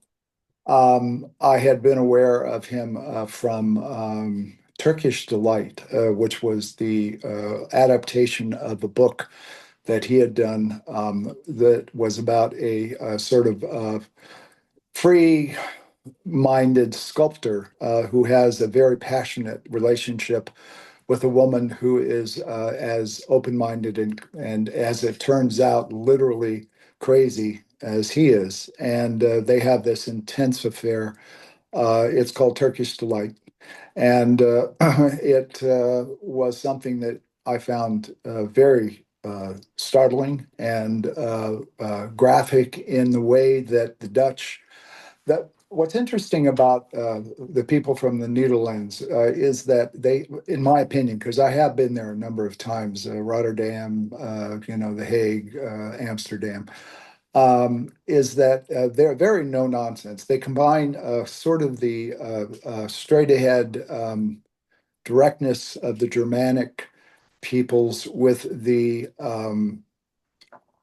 wounded poetry of the French, Nice. and it's a kind of an interesting combination. But anyway, I remember looking at this and thinking when I saw Turkish Lycan, whoa, this is quite the film. Oh, who is this director? And it was Paul Verhoeven, and that was his breakthrough. And then of course I saw Kitschy Tipo and Soldier of Orange, and so I was aware again of Paul's career.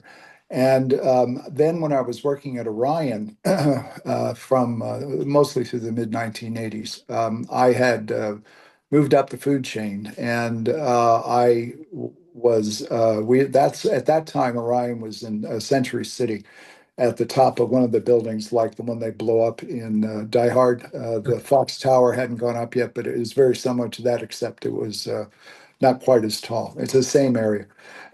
Anyway, I was aware that Paul was doing a co-production between Spain, America, and the Netherlands called, what was it called? Flesh and Blood.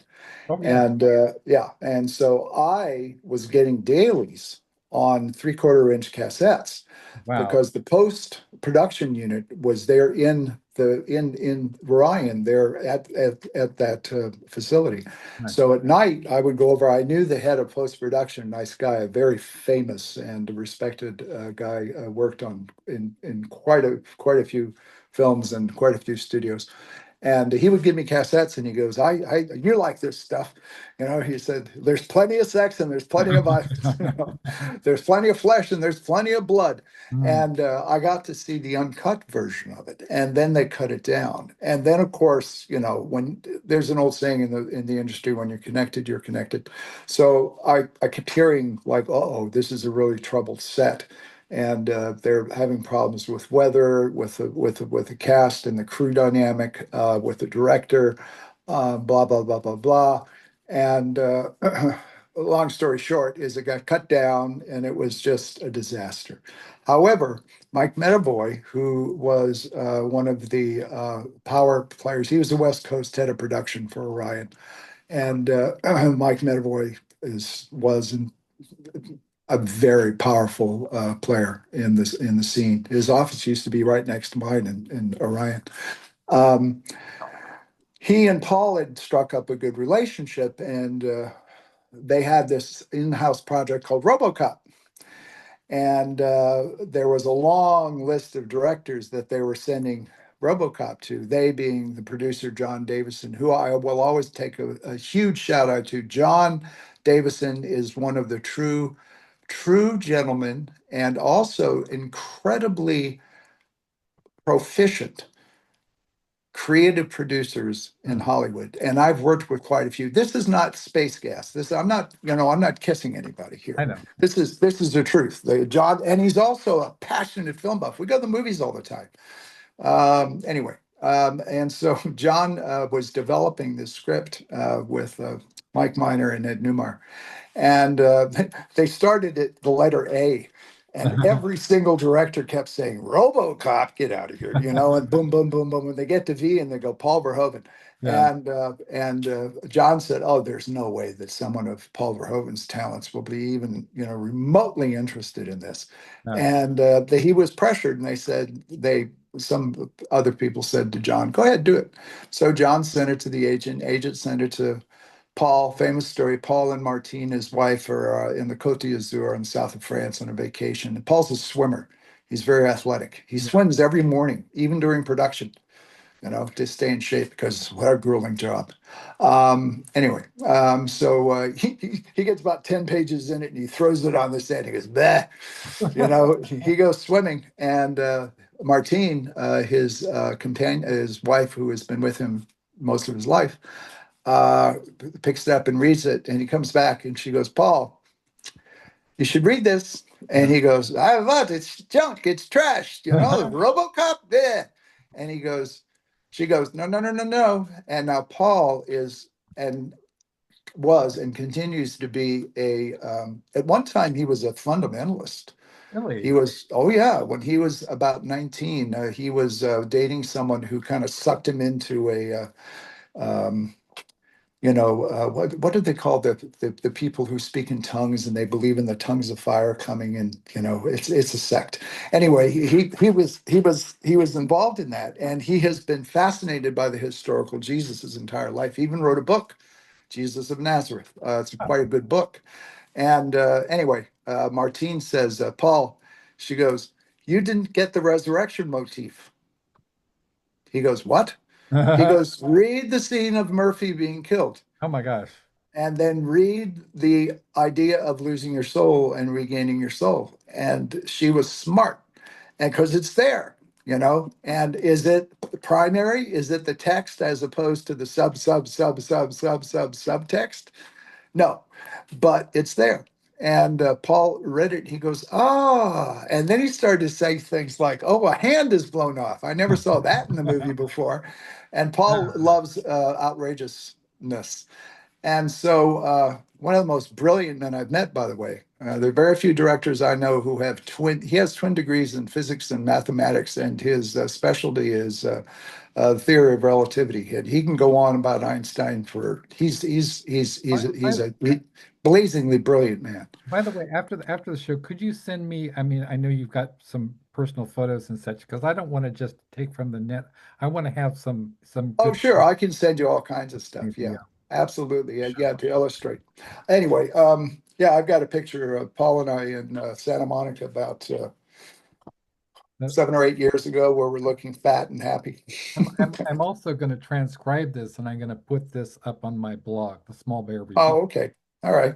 Anyway, long story short, it's an Orion project. He being Paul, has a good relationship with Mike Medavoy. Flesh and Blood has failed for varying reasons, and was also the rupture of the relationship between Rutger Hauer and Paul, which had been long at that point, almost 20, 15, 20 years. No, long, well, almost 20 years. Um, so he had not made a film in America. It's a low budget film, so in a sense, he doesn't have a lot to lose, but he comes in and it's a shit show. It's a horror show for everyone. Paul hardly speaks English. He doesn't get the American humor. He doesn't understand the crew. The crew finds him to be like a bellicose, overly aggressive, sarcastic, a screamer, and I'm kind of in a privileged position of being um, able to objectively see both or four or five sides of this, right? And oh, they fire Peter Weller gets fired 2 weeks in. Most people don't know that, and then they are trying to recast RoboCop, and this is while they're in production, the first 2 weeks, and so all kinds of stuff is going on, and yet. I'm looking and I'm thinking, I know what this man has done in the past.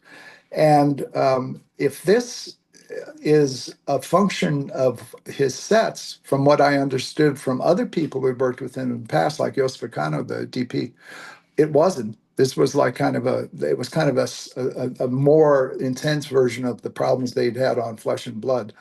But I remember thinking, I don't think a lot of people get who Paul Verhoeven is. It was Yeah, very similar to what happened when I saw Blade Runner being put together. It was like I knew Ridley Scott not only for Alien, but for The Duelist and all the Hovis bread commercials he had done. right, right. I'd seen a lot of those commercials, over in England when I was bopping back and forth in my salad days. So I had a more of a perspective, and Paul was like he was volcanic, and he was hot-headed, and it was and a lot of things went wrong on Robo, a lot, and so he had to put up with all that. And but John Davison at one point, when I first met Paul on the set, he goes, "You sure you want to meet Paul?" And I go, "Yeah."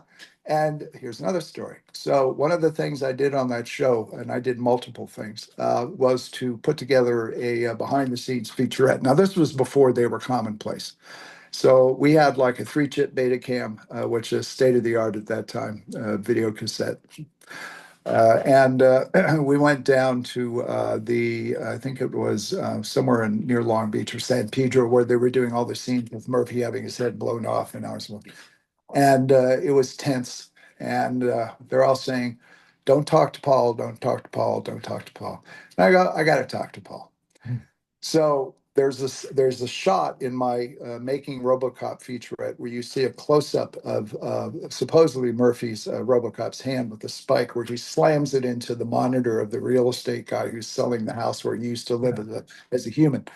And it was kind of a cool shot, a dynamic one, but it was in a very cramped, tiny little spot on a stage, right next to Paul's trailer, and there was no place to put the sticks tripod up to shoot this. And I had my a good friend of mine who was doing sound and camera, and I'm going, we got to get this shot, and the only way I can think of is to get it is to get up on top of Verhoeven's trailer.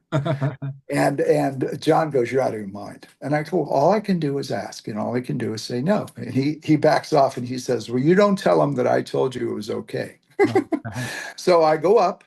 He's in there. It's he's like probably studying the script or whatever, but he's locked away by himself. Yeah.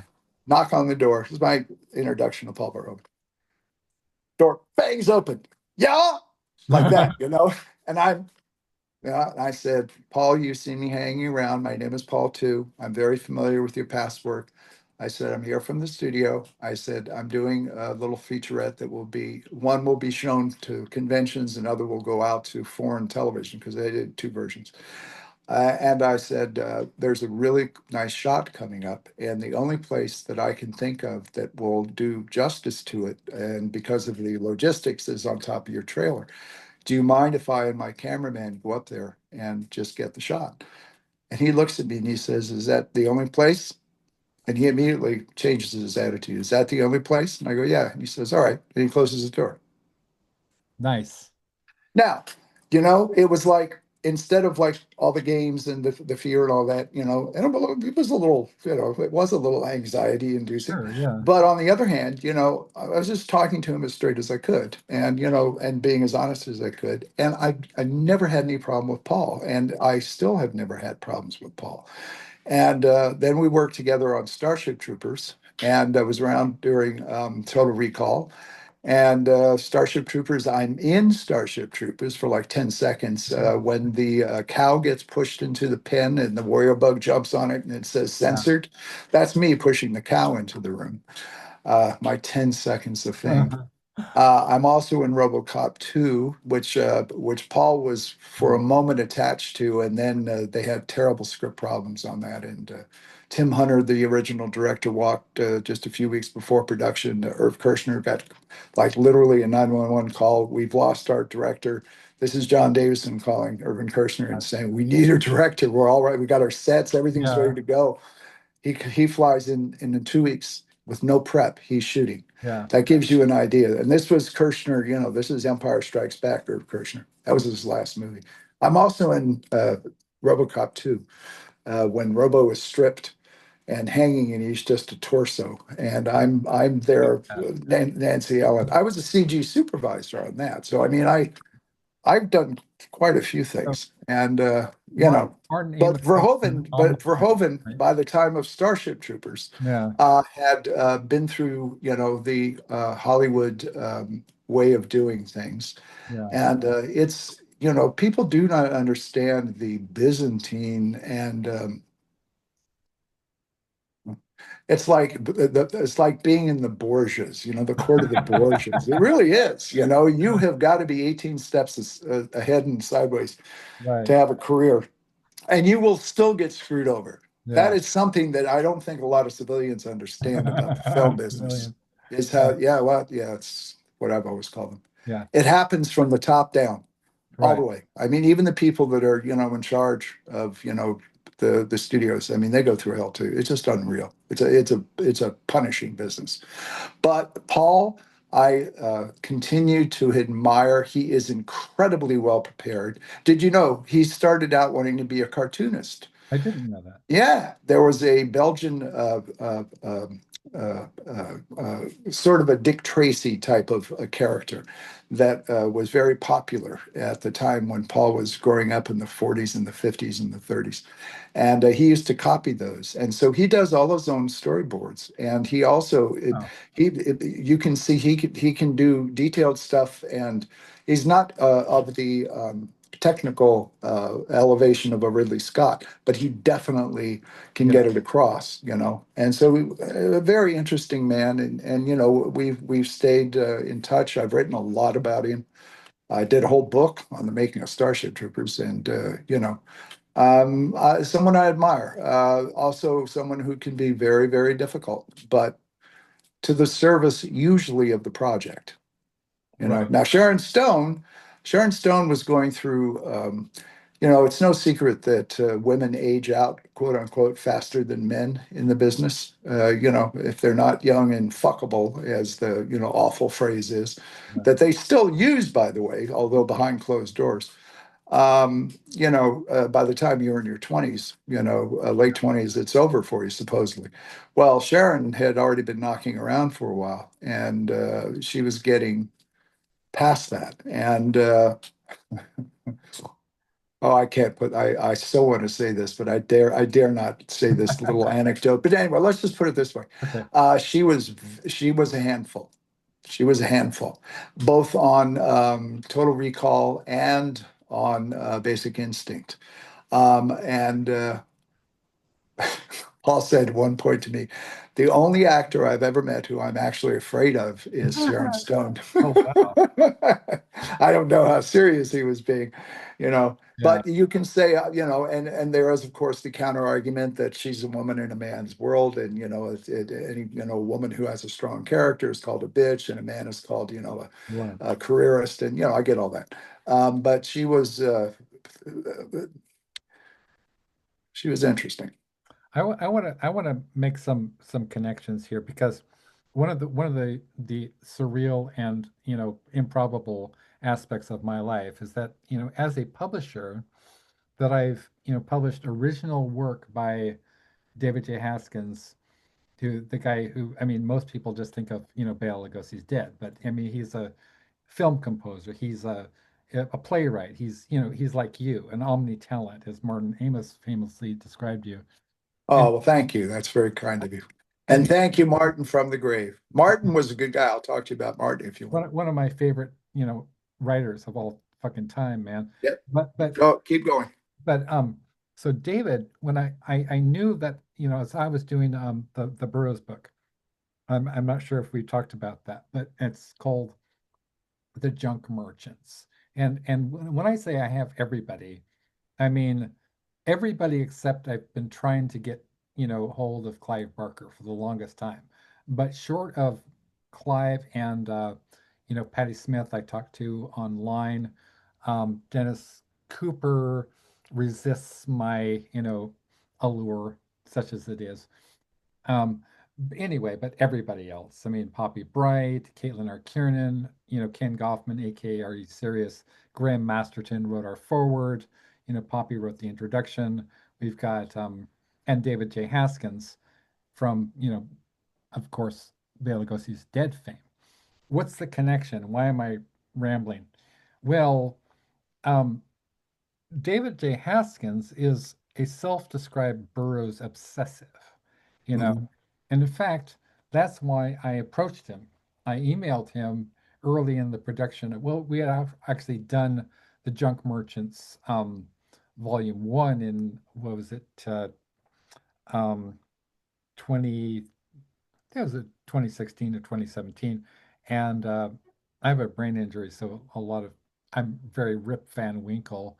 And so that was edited by my good friend Dean Drinkle in Con, Mhm. and of course he's worked with Clive Barker. He directed Frankenstein in Love, actually, the stage production in London, I believe. And so he's a real good guy, and he's also an expert on French, extreme horror. Anyway, so he edited it, and then a guy named, Graham Masterton wrote the foreword. I wrote the introduction. So this time out, when we, I republished it. I have Poppy Z. Bright, Billy Martin writing the introduction. I kept the Graham Masterton, forward. Mhm. And what's your point, Alex? Well, I approached David Jett and I emailed David and I said, hey, I know I'm a huge fucking, Bauhaus and Love and Rockets fan going back to the day. Um, and I said, I would love to have a piece from you. And I swear to Jeebus, 2 days later, I get this email and he says something like, to the effect of, will this do? And it's a brand new poem that he just composed for me. It's called El Hombre Invisible for Joan Wilmer Burroughs. Oh, And congratulations. thank you. And it's a masterpiece. I mean, it is not only that, but it has Bela Lugosi's Dead Easter eggs. Now, about a week ago, this is how crazy things have gotten, Paul. So I have my partner, Aaliyah Celeste Williams, aka Pickles, who's a genius poet, and she lives in South Rural Michigan. Um, I I made a friend named Natasha um, Karath, who is I met her through the Elder Goths forum on Facebook, and it turns out that she also lives in southern rural Michigan, right? So we became friends. She contributed to my anthology, Om Mahakali to the Goddess, which I know you would have been wanted to be part of, but things are regressing. I mean, it's got an insane Yes. lineup, right? That's incredibly insane lineup. We have Tara Vanflower from Lycia, excuse me, Caitlin R. Kiernan, Ellen Mabey, Anna Taborska, the late, Nancy Kilpatrick, et cetera, et cetera, et cetera. Um, and what's my point? Well, my point is that um, so she told me that she had met somebody who's also from Michigan, Southern Michigan.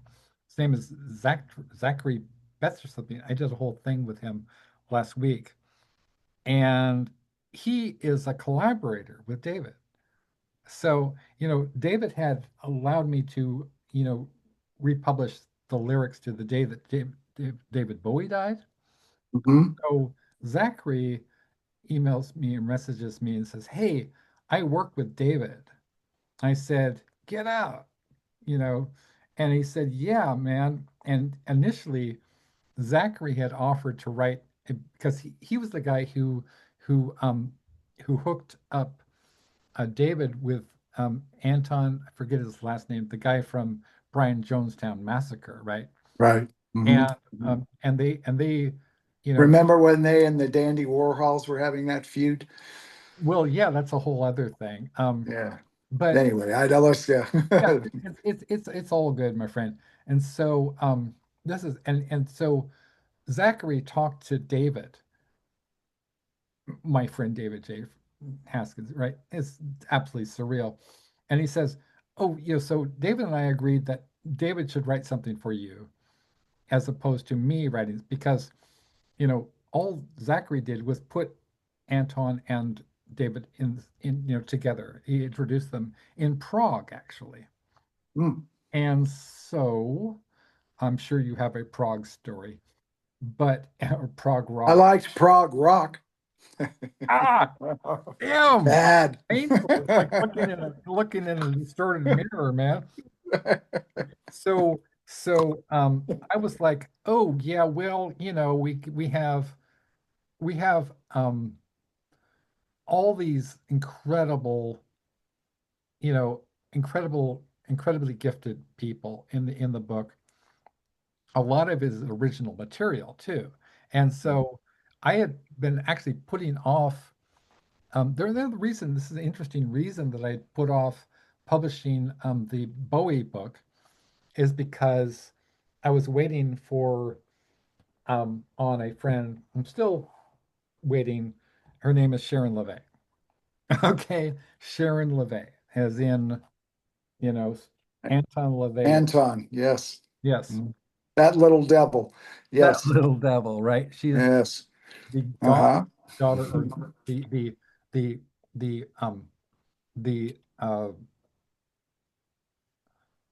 what do you call it when your it's a granddaughter-in-law of Anton LaVey, by marriage. Works for me. Works for me too. Yeah. So Mhm. Sharon actually no, and here's another. I am you, man. It's like looking in a weird mirror because if anybody asks Paul M. Salmon a question, however random, say, you bring up, I could probably bring up anything and anybody, and you would have a personal story about that. Well, I haven't met any popes. You told me the Salvador Dali story was great. So I have a friend Oh, named, you mean the one in Vegas when I met them in the yes, early 70s? Yeah. yes. I have a friend named, is one of my best friends actually, named Nicole H. Six, was the daughter of Nikki Six Mhm. from Motley Crue. And she's a wonderful, wonderful, and you and she should, friend each other because, she's a filmmaker. She's a horror filmmaker as well. Oh, horror And films. Let's get to those. I'll right, tell you. Have you seen Venus? I will just, I'll finish up this story. All right. I think I did. I think I did. So I actually wanted later, so we can talk about horror films, and but I wanted to put Ridley Scott, Tony Scott, because of course Tony Scott made the Hunger, Mhm. which famously featured Bela Lugosi's Dead, Mhm. and then William S. Burroughs, who coined the phrase Blade Runner, right? And Well, then no, he didn't actually. he didn't. No, it was Andre Norse.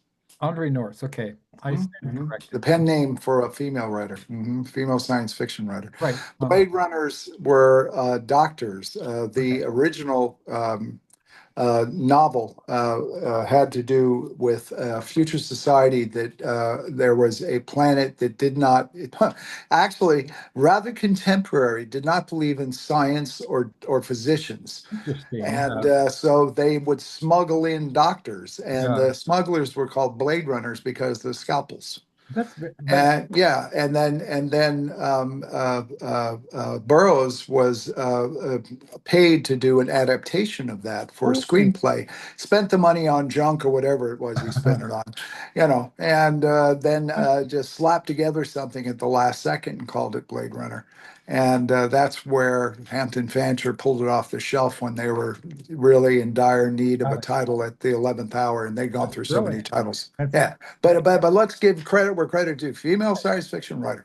that is an amazing piece of, new information, fresh content, which is the kind of thing that you can only get on now the Candy Fontaine show. By the way, it's surreal how kind of this character, and I'm sure that this has happened to you in some respects, that this character, which I've had, kicking around for like a decade or so, has become almost metamorphosed into me. And I know that there's precedents, like, Billy Martin has Doc Bright, right? This character who's a very, kind of a very sinister, doctor, right? Medical doctor. And then there was, different, I mean, what was it? Harlan Ellison had an alter ego too, right? Cordwainer Bird. Hardwinter Bird, yeah. Yeah, among others. He had many, many nom Har de plumes. Yeah. Mhm. Harlan. So Harlan, um, the late great Harlan Ellison, you and he were friends for 20 years until you weren't. Yeah. Tell me about Harlan Ellison. Harlan was, well, there have been so many stories.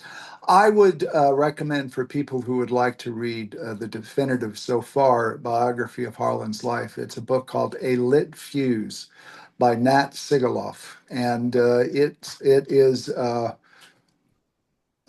reliable, and it is also even-handed, and it takes Harlan from pretty much his birth all the way to his death, and beyond. I think it has Susan Ellison's rather melancholy and oddly curious death in the same bed of the same a condition about a year later, and Susan and was devoted to Harlan and vice versa. But anyway, I first met Harlan, again, I brushed up against him at cons and things like this, but it was just like, I was never a kind of, oh, gee, Mr. Allison, I really love, Soldier. And oh my goodness, Demon with a Glass Hand is the best thing that's ever been made. Oh, please, please, please, please, could you talk? I was never one of those, ever. And, apologies to anyone who has a high pitched voice. Uh, That's very uh, generous of you, but Paul. Uh, I always came at these people as someone who was genuinely impressed by their talents and enthusiastic about their work and had, in most cases, a pretty broad and deep knowledge as opposed to superficial familiarity with their work. Anyway, so my first book, which wasn't published, by the way, there used to be a publisher called Crown Books, and they were pretty prominent in the 1970s, and they did a lot of different genres. But one of the things that they did was sort of cinema studies and fiction studies, and so I had a book called A Sense of Wonder, really original title there. And it was, and I've referenced these men before, but it was Theodore Sturgeon, Richard Matheson, Robert Bloch, Harlan Ellison, and Forget Ackerman. And it was oral histories of their entire life. And I went to them and sat in their homes for days and days and months on end. And then at the end of each one of these chapters, I had bibliographies and filmographies, because the common thread in all of these men was the fact that they had done both fiction and had either done television and radio. They were multimedia. And so Harlan, I called him up out of the blue and I said, you sort of met me. I'm sure you haven't, remembered, and there's no reason you should, but I have a contract and I want to come up to Alice in Wonderland. And I was in San Diego at the time. And he said, all right. Harlan was never one to miss an opportunity for self-promotion, and which is not a bad thing. no. Depending on, I suppose, your tolerance for nausea. Yeah. But anyway, no. Self-promotion, actually, if you're out there on your own doing things, you better be heard above the din, I mean, that's the only way. Hence, Anyway, hence, so hence the he Kandy invited me Fontaine. up. He invited me up. He Yeah, invited me up. yeah. And this was in 76, I guess. And we became friends and spent lots of time with Harlan. And, he showed me all around, the house, and, told me about his childhood and about his dad dying in front of him, which was the hinge moment of his life in many ways. A trauma I don't think he ever dealt with. And also, the fact of being a short man, a young man, and Jewish in, Painesville, Ohio, which is not exactly the Torah capital of the world, and all of the terrible abuse he had to take socially. Anyway, and it kept going and kept going and kept going. And then 20 years later, I was doing an anthology called The King is Dead, which was a collection of dead Elvis stories. In the mid 90s, there were all these Elvis sightings. And this was my mainstream anthology. I had Joyce Carol Oates, I had Roger Ebert, I had Greil Marcus, I had Martin Amis, I had Harlan, but it was I had Lou Reed.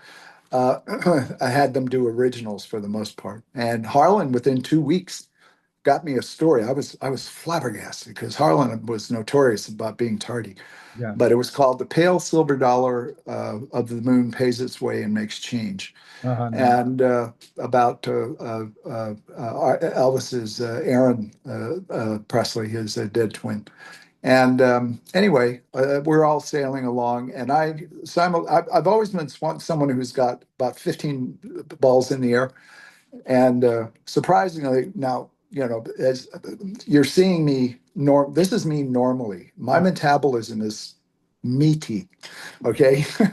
It's just me. I never got into Coke, and no one ever believes me because I was in, really deep Hollywood culture and never got into cocaine. I mean, what I've been drinking here is just coffee, I know. you know? I believe you. And so, I really but I was doing simultaneous projects and a sense of, I mean, the Dead Elvis book, The King is Dead, which you can still find in like, I, I, on eBay I, and I, that type of thing. I still have a signed copy from you. Yeah. Oh, great. Yeah. Thank you. And he did that. And then the first edition of Future Noir came out in '96. And here's another sidebar. It has never been out of print in almost 30 years. I am just stunned at that. I really am. I'm incredibly grateful. And, also, my ego is not so large as to think that I am the one, responsible for Blade Runner's success, because I have run across people who have ancillary contact with the true creators and originators of a piece of work, and they think that they're the ones who like that. I just happen to be in the right place at the right time with a lot of passion and a lot of knowledge. And anyway, so I'd spent years doing future noir and had been writing about Blade Runner since literally 1980. So 16 years of writing about Blade Runner. And I sent Harlan a copy, and he goes, "I'm not going to read it." I go, "What do you mean you're not going to read it?" He goes, "Oh, I can't be bothered. I don't have time." I go, "Harlan, I've just spent all this time, And he goes, "You do know that Hampton Fancher was a joke, don't you?" And I go, and I went, "Oh, there's something else going on here, right?" But then he flipped into that, hyper aggressive mode, which he had never done with me. Wow. And it was very lacerating. It was hurtful. It was confusing. And it just escalated. And of course, it's come out. There are a lot of psychological terms that are tossed about willy-nilly that really should not be. But he literally was clinically bipolar. And that has come out since his passing. And so I guess I got one of those polls. But it was so bad that Susan, his wife, called back about a couple of days later and she goes, Harlan. And I go, "Yeah, well, yeah, I know Harlan. And I've seen all the storms and how many bridges he's burned. And I never thought he would throw napalm on this one." Yeah. And she goes, it's just, and then she paused and she goes, "I love Harlan to death, but sometimes he has the emotional qualities of a 15-year-old." And I said, "Well, that's a nice way of, expressing it, but you're not on the end of it." And then I heard him, that behind the scenes, he was downgrading the book and all this type of thing. And it was just like, where is this coming from? Because I'd been nothing but supportive. And, I was one of his, Jesus, I was such an Ellison fan. I mean, as a teenager, would all, Okay. Wait. So like he was downgrading The King is Dead, or he was downgrading Future Future Noir. Noir. Future Yeah, Noir. Future Yeah. Noir. And, and he didn't like Blade Runner and, blah, blah, blah, blah, blah, blah, which is fine. Yeah.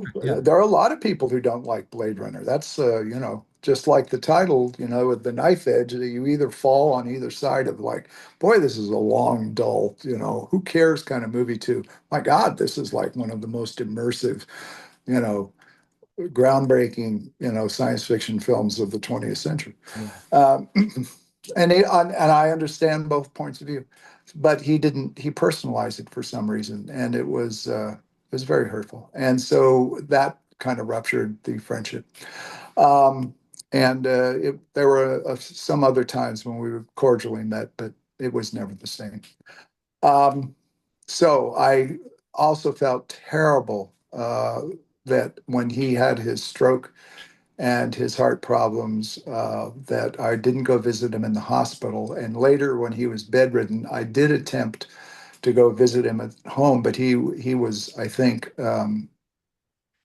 at that point, he didn't want to see people because he was in such diminished state. And he stayed in bed depressed and getting worse and worse and worse. And he had to wear everything that he had written. He wrote so much, but one thing that always stood out to me in retrospect was at one point he says, "I never want to be an old man who's someone's who has to have his ass wiped by somebody else," and that's indeed how he wound up, you know. And so I think it was just he withdrew, and I wish we had been able to have one final meeting and held his hand and tell him how much I loved him and that his legacy was secure and that all was forgiven. But that's what happens, and so that's Harlan. Harlan was Harlan, but man, there's nobody like Harlan Ellison. Did you ever see him perform when he was, doing his shtick, Yes. in front of an audience or something like that? Oh man, he was like a living scimitar. He was like Um, he slice, dice, and blend, and so funny and so yeah. His data bank was vast and he had instant recall, and also, there were, oh, now here's something that people don't know about Harlan. Harlan also was very sensitive to other people at times of need.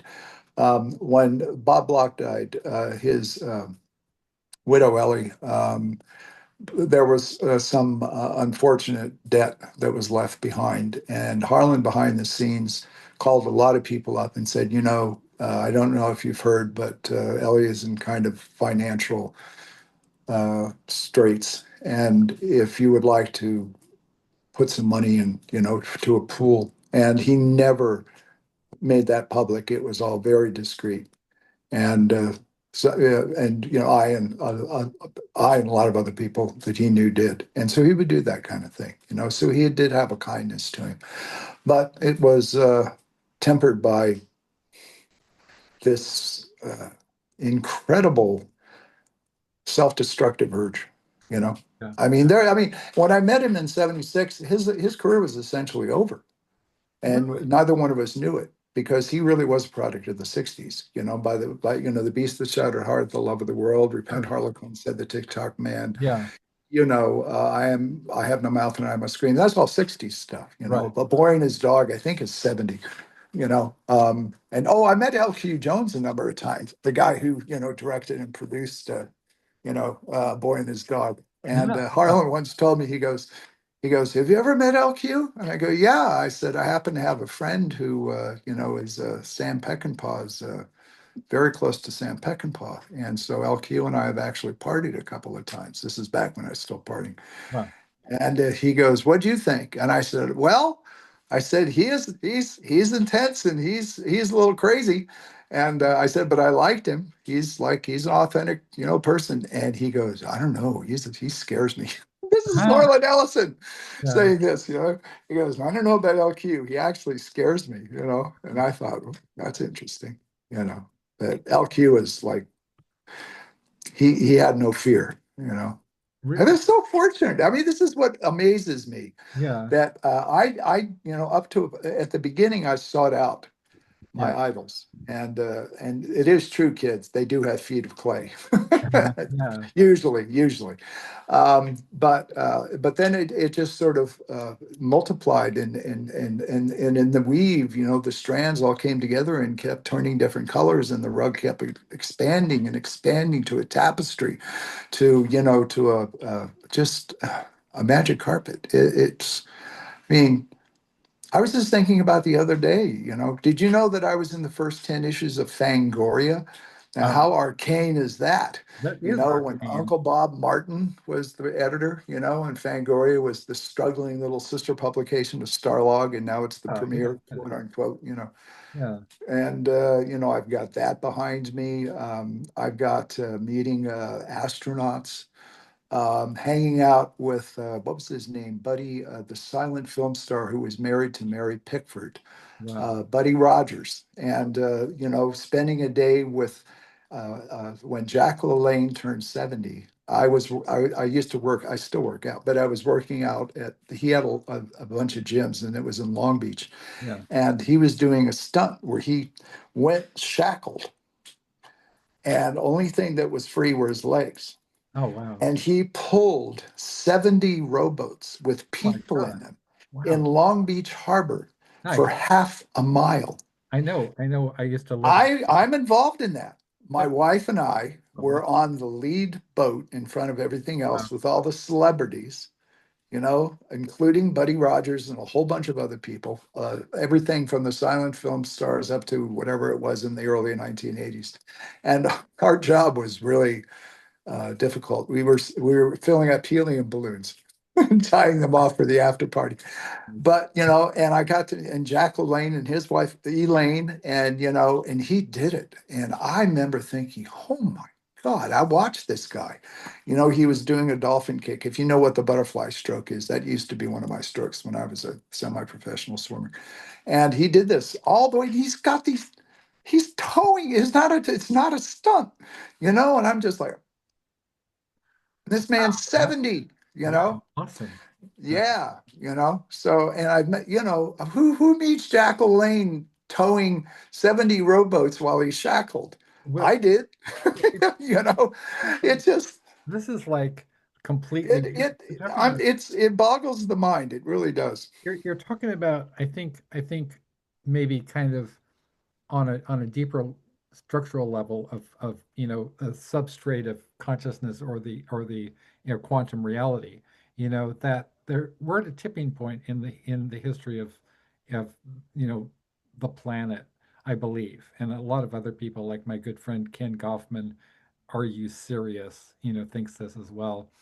But one of the things that I've become very, very conscious and aware of is that all the people that I've ever known, the people who were kind of, I don't believe in predestination, but in some sense, it's true. Like there's this narrative, a wider narrative.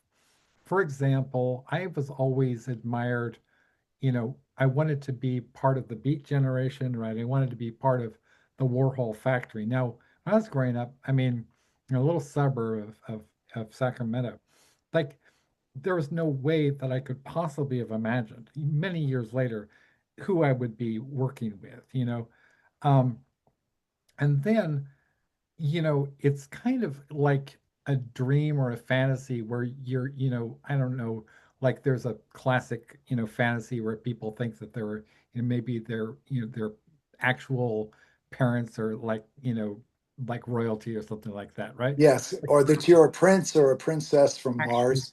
from Mars. Yes, Yeah, and yeah, you're yeah. prince. And I'm a, you got left behind somehow. exactly. I'm like, Podcane of Mars or something. Is my, Yeah, but I met Heinlein, by the way. Since I you, want to talk about Heinlein because he was one of my favorite authors. he's But a, he was a lot of fun. I'm sure I love those books. But I just recently found out. I was talking to my friend Bibi Hansen, is the mother of Beck, and we were talking, just whatever back and forth, and she says, I was talking about how our original family name on my father's side is Hansen because we're from my great grandfather was a machinist in Oslo, and she said, we're cousins, and I was like, holy fucking shit, man! So I'm literally cousins with an Andy Warhol superstar who made movies with Edie Sedgwick. I remember watching. I actually watched Sleep and Empire You did. when they finally they actually showed up at a little art theater called the Academy in San Diego, and I sat through Sleep and Empire. Nice. And I remember thinking, I hate this, but I love this, Yeah. simultaneously. I mean, Empire is like, you talk about an endurance test, Well, Alex, we mentioned Jack LaLanne, for those of you who don't know, and I'm sure Right. there are many. Jack LaLanne was the Arnold Schwarzenegger of his time. Yeah. He wasn't a film star, but he used to have a daily exercise show on television, and very much a bodybuilder, but also a healthy lifestyle type of fellow who had his own chain of gyms, wrote books, was very famous as someone who was one of the proto I guess you would call them, health gurus, whatever, type of, label you want to stick on his forehead. But also, a nice guy, for all the fame and everything, Yeah. someone who hadn't let it go to his head. That's an interesting phenomenon, by the way. Sometimes it doesn't always, because I've met them across the spectrum. But usually the people at the very top are the easiest to get along with. It's very interesting. Now, I'm not talking about politicians, No, but but that is a so constant. right. You're so right. In fact, I spent years struggling with people, working with people I mean, there was a point, and we've talked privately about this, where I was subject to multiple death threats and lawsuit threats at the same time from members of the horror community, and there was complicity at the highest levels of, organizations like HWA. And it all came about because I was working with the wrong people. When I Yeah, reconnected with, Billy Martin, Caitlin R. Kiernan, I reached out to John Shirley, I'd known since, I don't know, more than a decade. And these people, and they were like, it was sort of like, where have you been, motherfucker? I mean, sure. and Jeffrey Thomas, you know, Yeah. Oh, great writer. Mhm. incredible. In fact, he wrote not only did he write the foreword to my last collection of Mhm. short stories, The Doom Hippies 3, A Great Variety of Monsters, he compares me to Burroughs. And I'm sort of like, well, coming from, Jeffrey Thomas, that is incredible, so It's Alex. It's I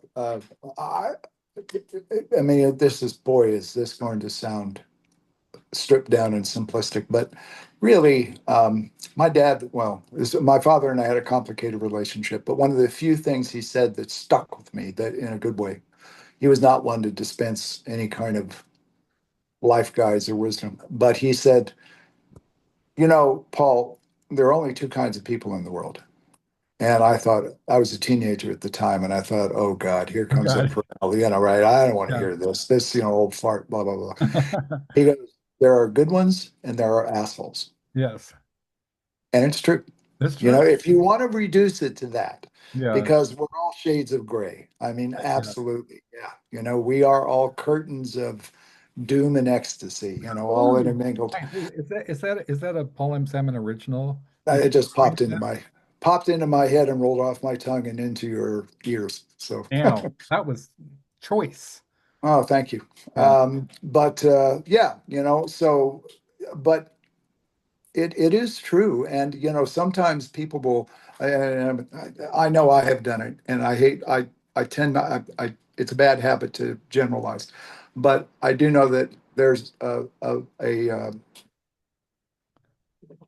an impulse to try to overanalyze behaviors of certain people in your interactions with them. And hey, man, sometimes an asshole is just an asshole. Right. It's as simple as that.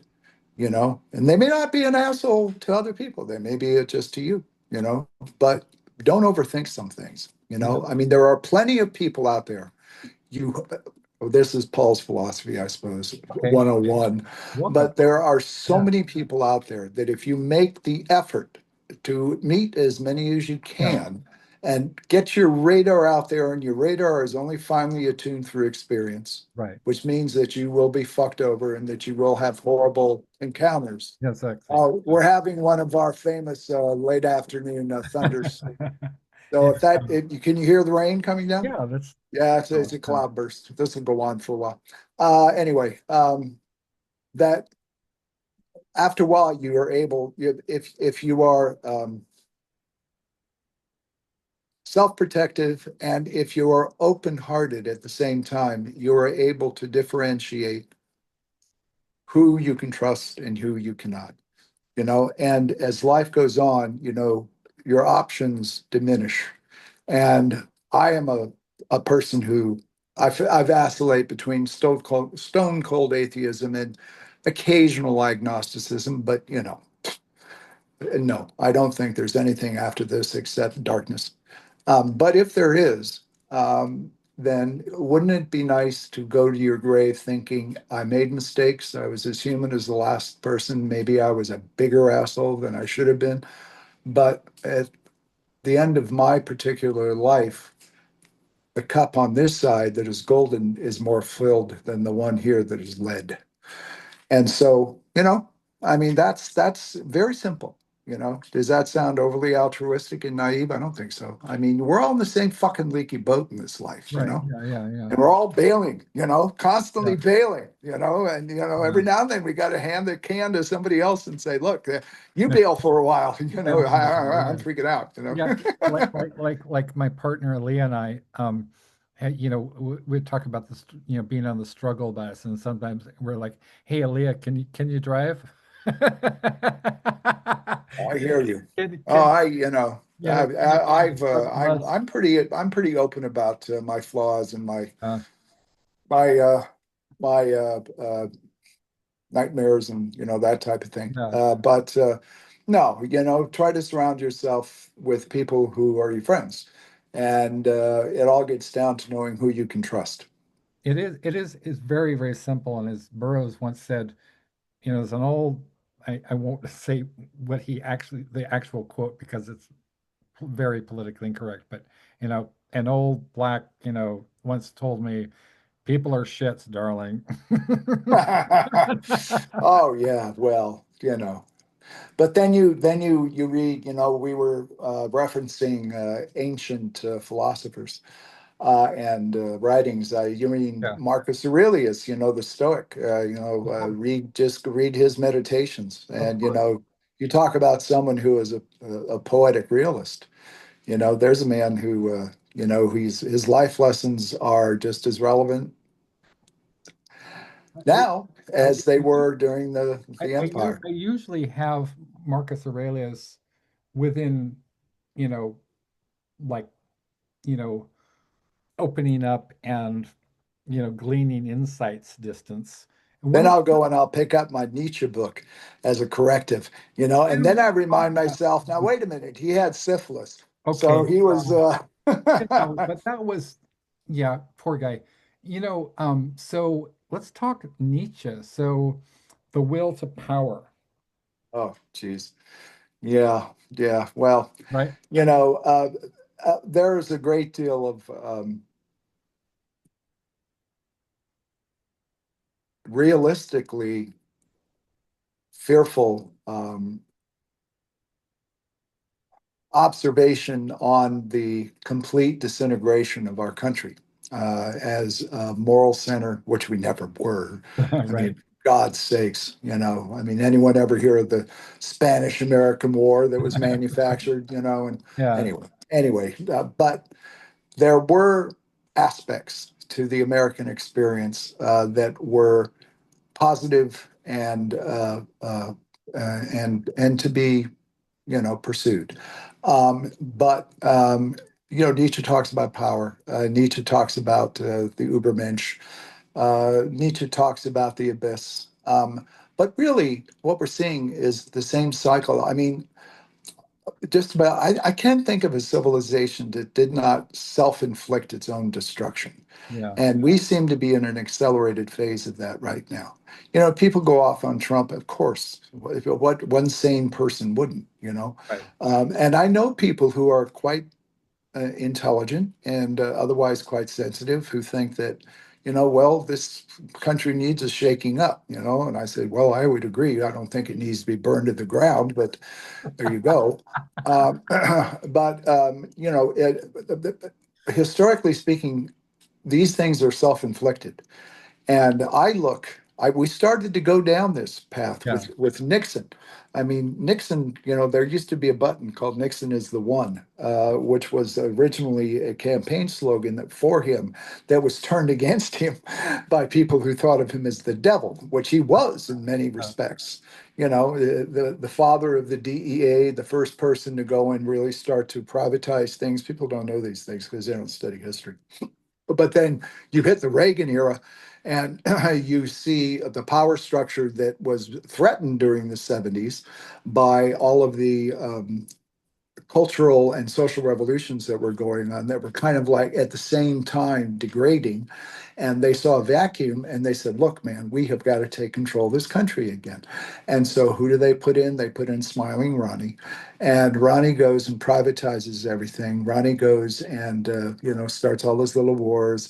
Ronnie has a wife who is really, to a great extent, running foreign policy, who consults her astrologer, for Oh, fuck's sake.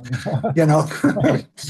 You know, and then you just see this slow, and then and also the insistence on division, more and more insistence on us and them within the America melting pot. Now, Yeah, yes, there has always been racism, there has always been sexism, there's always been horrific otherness in this country.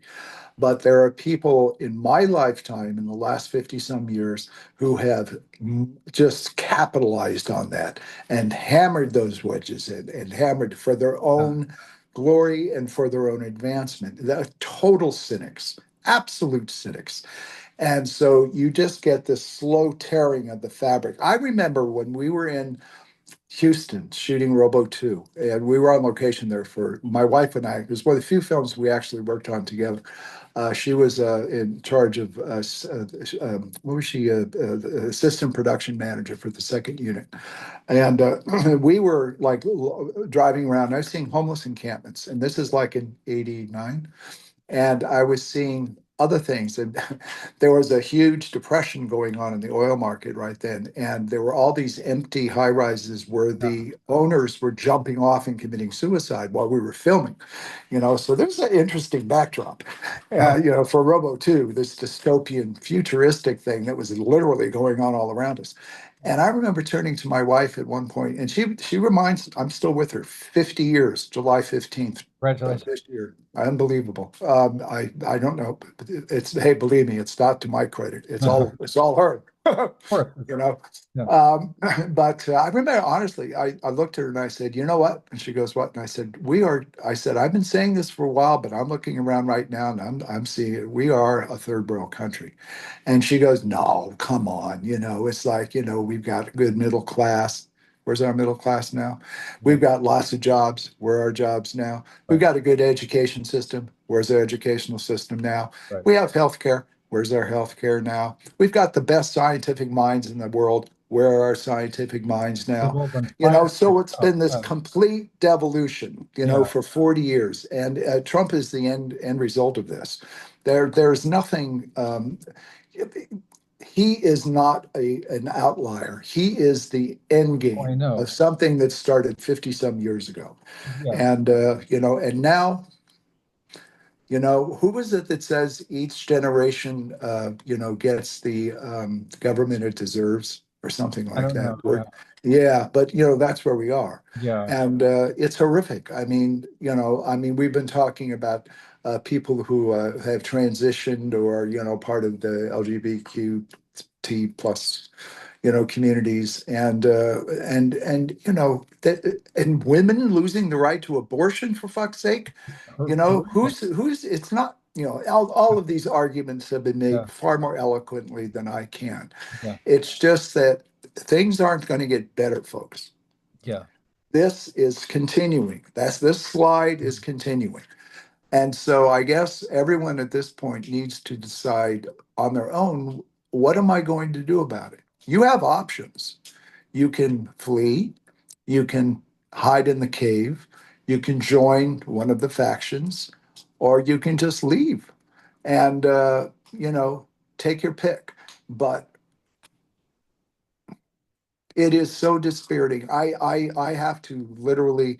I'm much more withdrawn from all this than I was just a few years ago, because it was literally driving me crazy. Yeah. And I realized I've been here before. I grew up under an authoritarian regime when Ferdinand Marcos was the president of the Philippines, and the president before then. I know what anarchy is like. I know what corruption is like. I know what political violence is like. I know what corrupt judges are like. And this is something 60, 70 years ago as a Right. child I saw.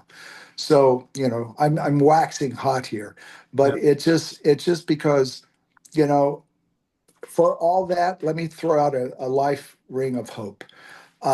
We have each other. Oh, that's beautiful.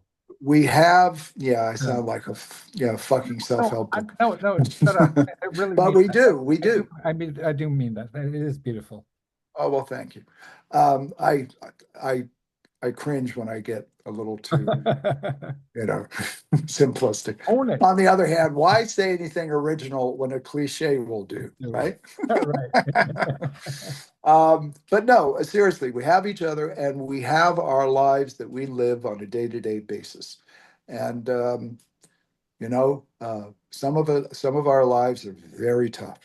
And we were talking to some of the writers, and I know that some of their lives are very, very trying and Exactly. difficult. Yeah. Some Yeah. of them aren't, but you know, altruism is one of the noblest of human attributes, as is gratitude. Yeah. And I think a cultivation of both of those uh, can help. Also, know how to use a pair of brass knuckles if you Okay. have to. So, Does that sound a bit contradictory? no. You know, yeah, because there are people out there. I mean, I live in a state where concealed carry, you don't even need a permit. And what happens? I mean, I grew up around weapons, right? Yeah. And what happens? You've got guys who've got like, holsters down here, throwaway guns. Well, they're not throwaways. That's what cops use. Excuse me, officers use. But there are people that are blowing their toes off, Yeah. or they're completely unequipped to have any kind of firearm. And I that's one of my little campaigns around here because I'll run into people all the time that are packing. And I'll say, oh, I say, you got a 30, 32. And I said, yeah. They go, yeah. And I said, been out to the range lately? No. No. How many times? Oh, once or twice. Right. Oh, okay. Were you in the military? No. Were you ever in law enforcement? No. No.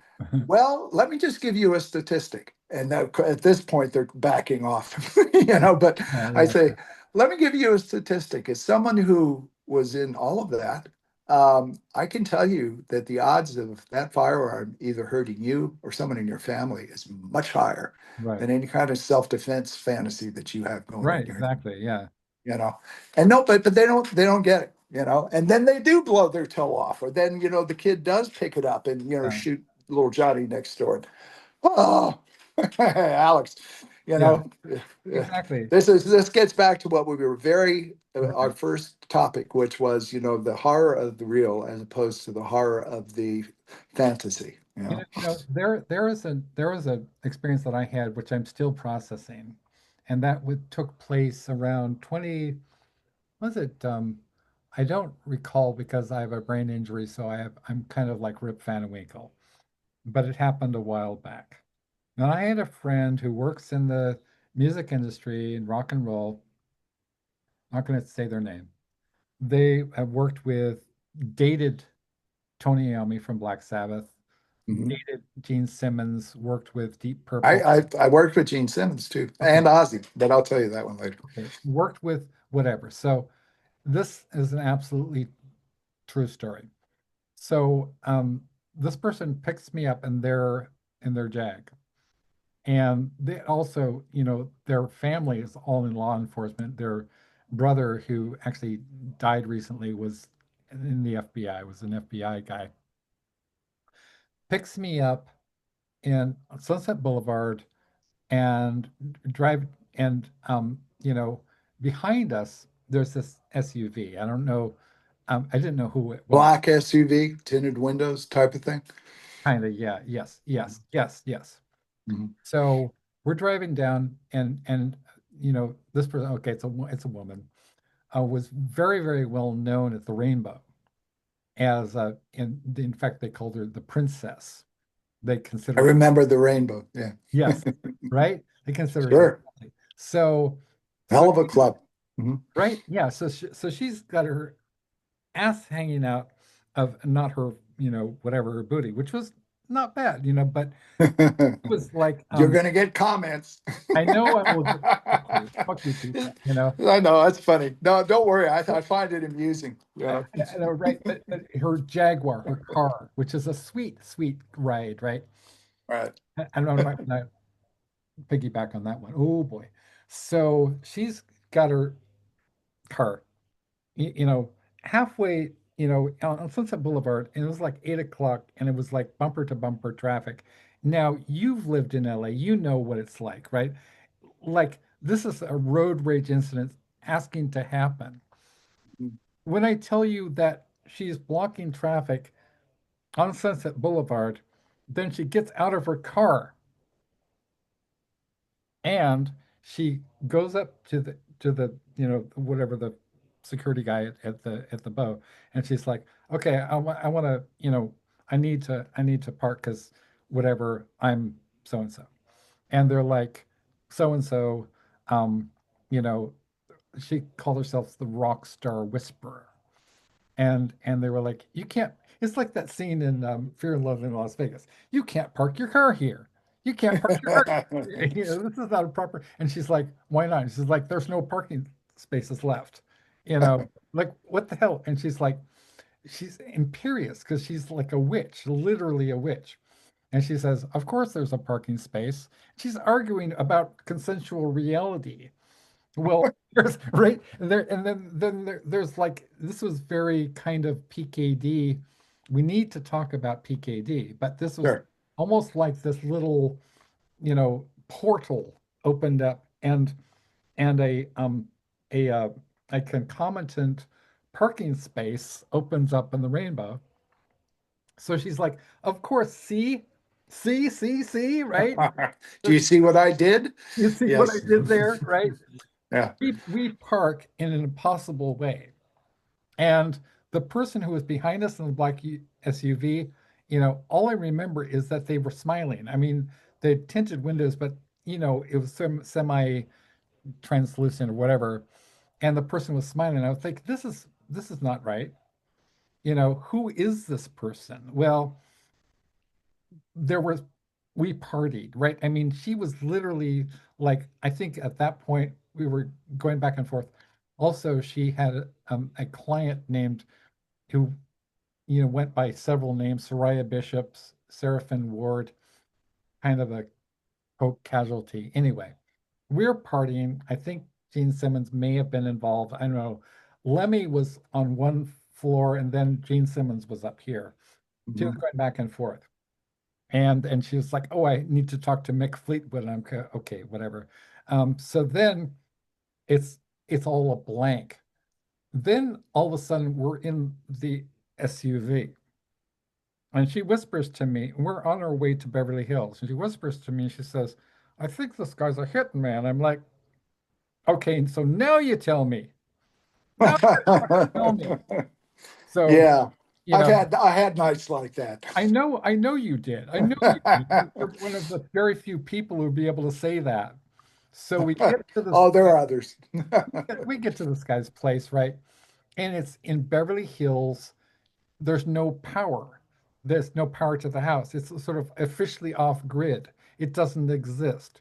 There are Vatos. I mean, they're probably from like MS-13 because he also worked with Marilyn Manson, right? This guy Yeah. is doing the Chicana salute, Mhm. and they're guarding these rooms. The Mhm. guy, his name's Mikhail. He's like, "Oh, you are a very intelligent professor." And it's like, usually we just have porn star. And I was like, dude. And then he looks at me, he levels me. And with this, I'm doing it, my Peter Weller. He levels me with his gaze, and he said, "It's junk." No, he says, it's it was low grade speed actually. And then he says, uh, "Never calling me dude."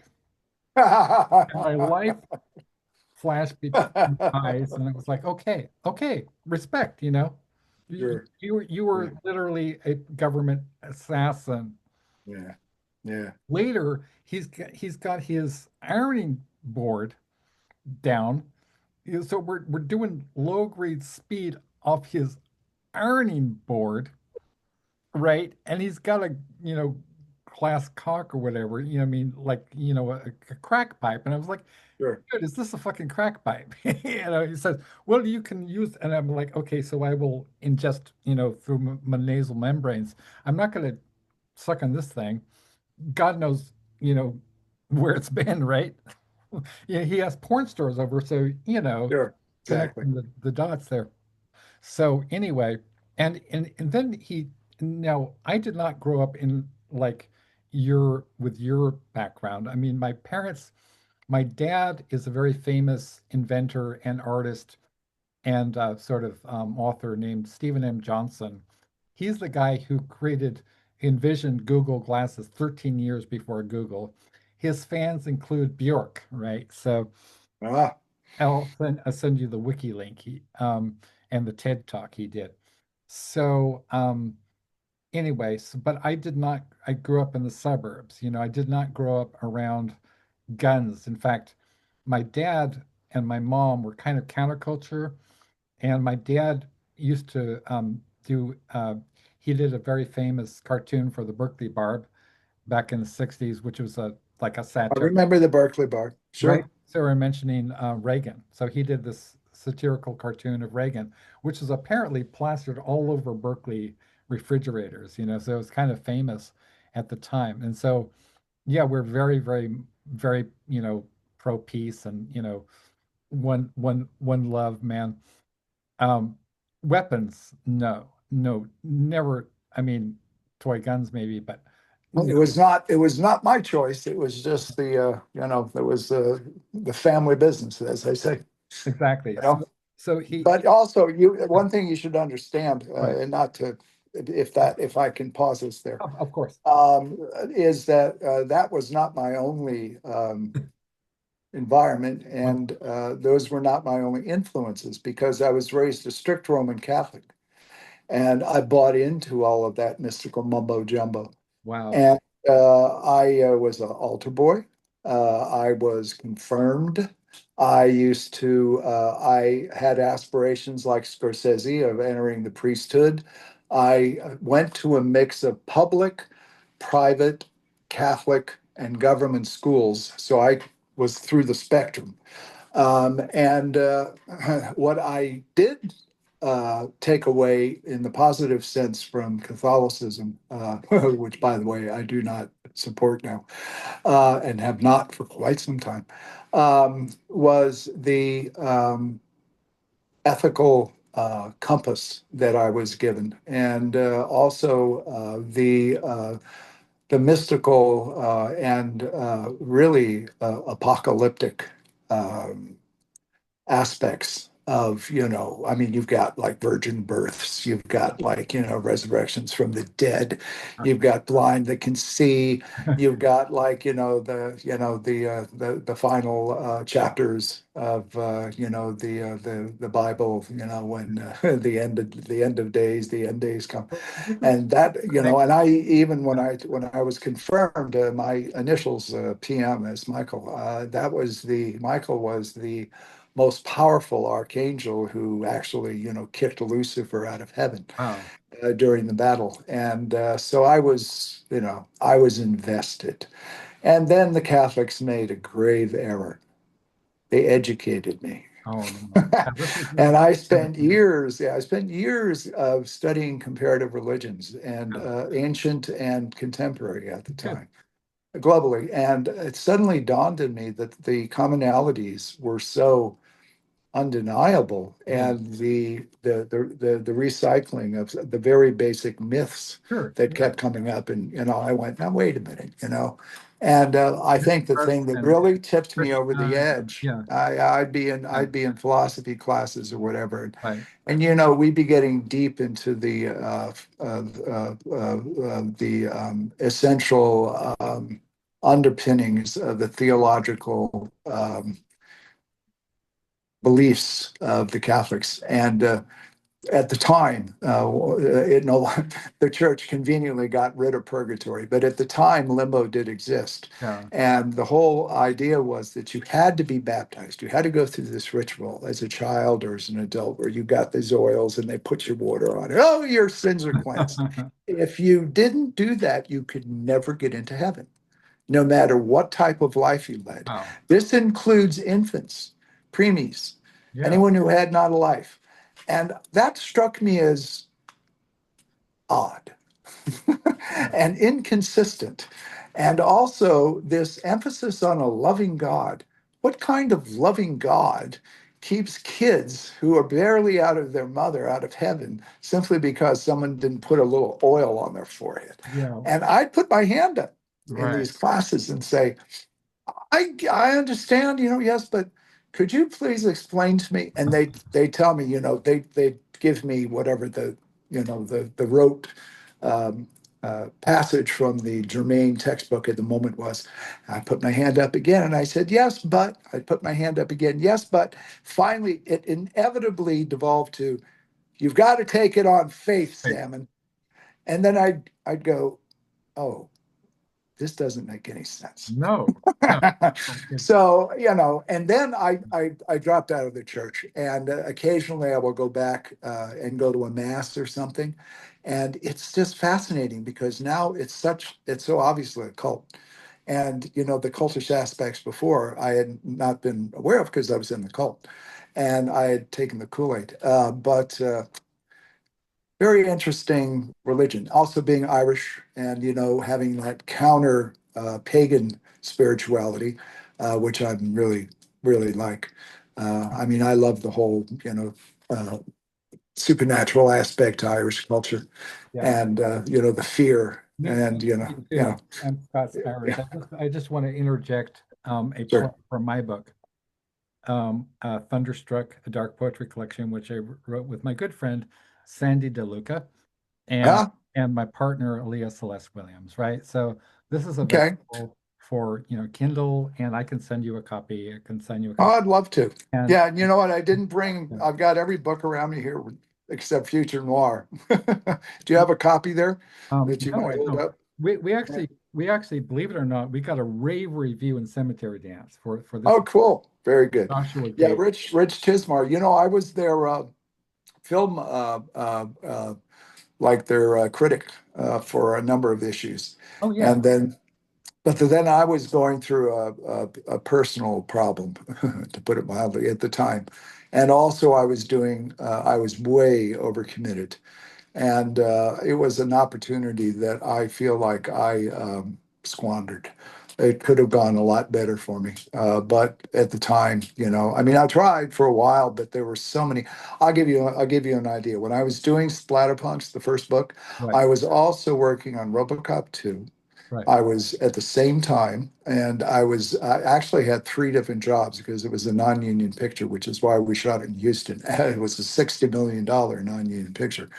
But I'm the CG supervisor, I'm the unit publicist, and I'm the second unit slash stunt photographer, stills photographer. And I'm also producing a weekly hour-long entertainment show in Japan, Oh, which beautiful. I was going back and forth about every 3 or 4 weeks. I'd disappear for 2 days, 3 days. It Yeah. was brutal. I would take a plane from Houston to LA, get to Tokyo, spend one night, have my meetings with the production staff. It was called Hello Movies. It was an hour-long entertainment show that ran over 200 episodes. And then I did two other series with a co-production company called Time Warp, just like the Rocky Horror song. And I did that for 4 years, and it's just insane. I mean, and again, I wasn't doing coke, you Right. know, Yeah. drinking a lot, drinking way too much, But yeah, so I don't know. It was a lot of just youthful energy and the opportunity to do things I loved. I mean, passion's always been my engine. A lot of people, well, again, I don't want to generalize. That's arrogant. There are people. It just becomes a job and a grind, and I have been fortunate enough to be able to hopscotch around through different professions, different areas of interest, and somehow make livings at them. Yeah. And Ridley Scott once told me, out of the blue, we were sitting in RSA, his office over in West Hollywood, Beverly, and I don't forget. I think I was talking to him about The Counselor, his cut of The Counselor, not the one that was released, which is far superior. Cormac McCarthy screenplay, and he goes, "You're a lot like I am." And I looked at him and Ridley is very English, and Yeah. he's not, you're not going to sit down and do therapy with Ridley Scott. Let's Right. put it Yeah. that way, as Hampton Fancher famously would say. Yeah. And I laughed and I said, "What do you mean? I mean, come on." He Yeah. goes, "No, no, no, no." He says, "You understand the concept of a moving target." Oh, yeah. I go, Right. "What do you mean?" He says, "The moving target's a lot harder to hit." And Exactly. he says, "That's why I do television. That's why I do films. That's why I do advertising." Yeah. He Yeah. says, Yeah. "As long as I keep moving, it Right. can't bring me Exactly. down, Exactly. you know." And Ridley, by the way, I'll just throw this out. Ridley's greatest nemesis is depression. He suffers from clinical depression. Wow. And he spent his entire life running from that. That's why he Yeah. called his video company Black Dog. I Is didn't right. know that, but now it Yeah. makes From perfect sense. well, it's the Churchill. Churchill called Churchill suffered from clinical depression. He called it the Black Dog, constantly nipping at my heels. You I'm know. gonna peel something off the wall here because I got a brain injury, so I'm a little bit over all over the place, but it goes unnoticed if I'm talking with, you know, like people who are so versatile and so multi, faceted as you are. So we could talk about practically anything. So, I was making notes. So Carpenter, this is one of my favorite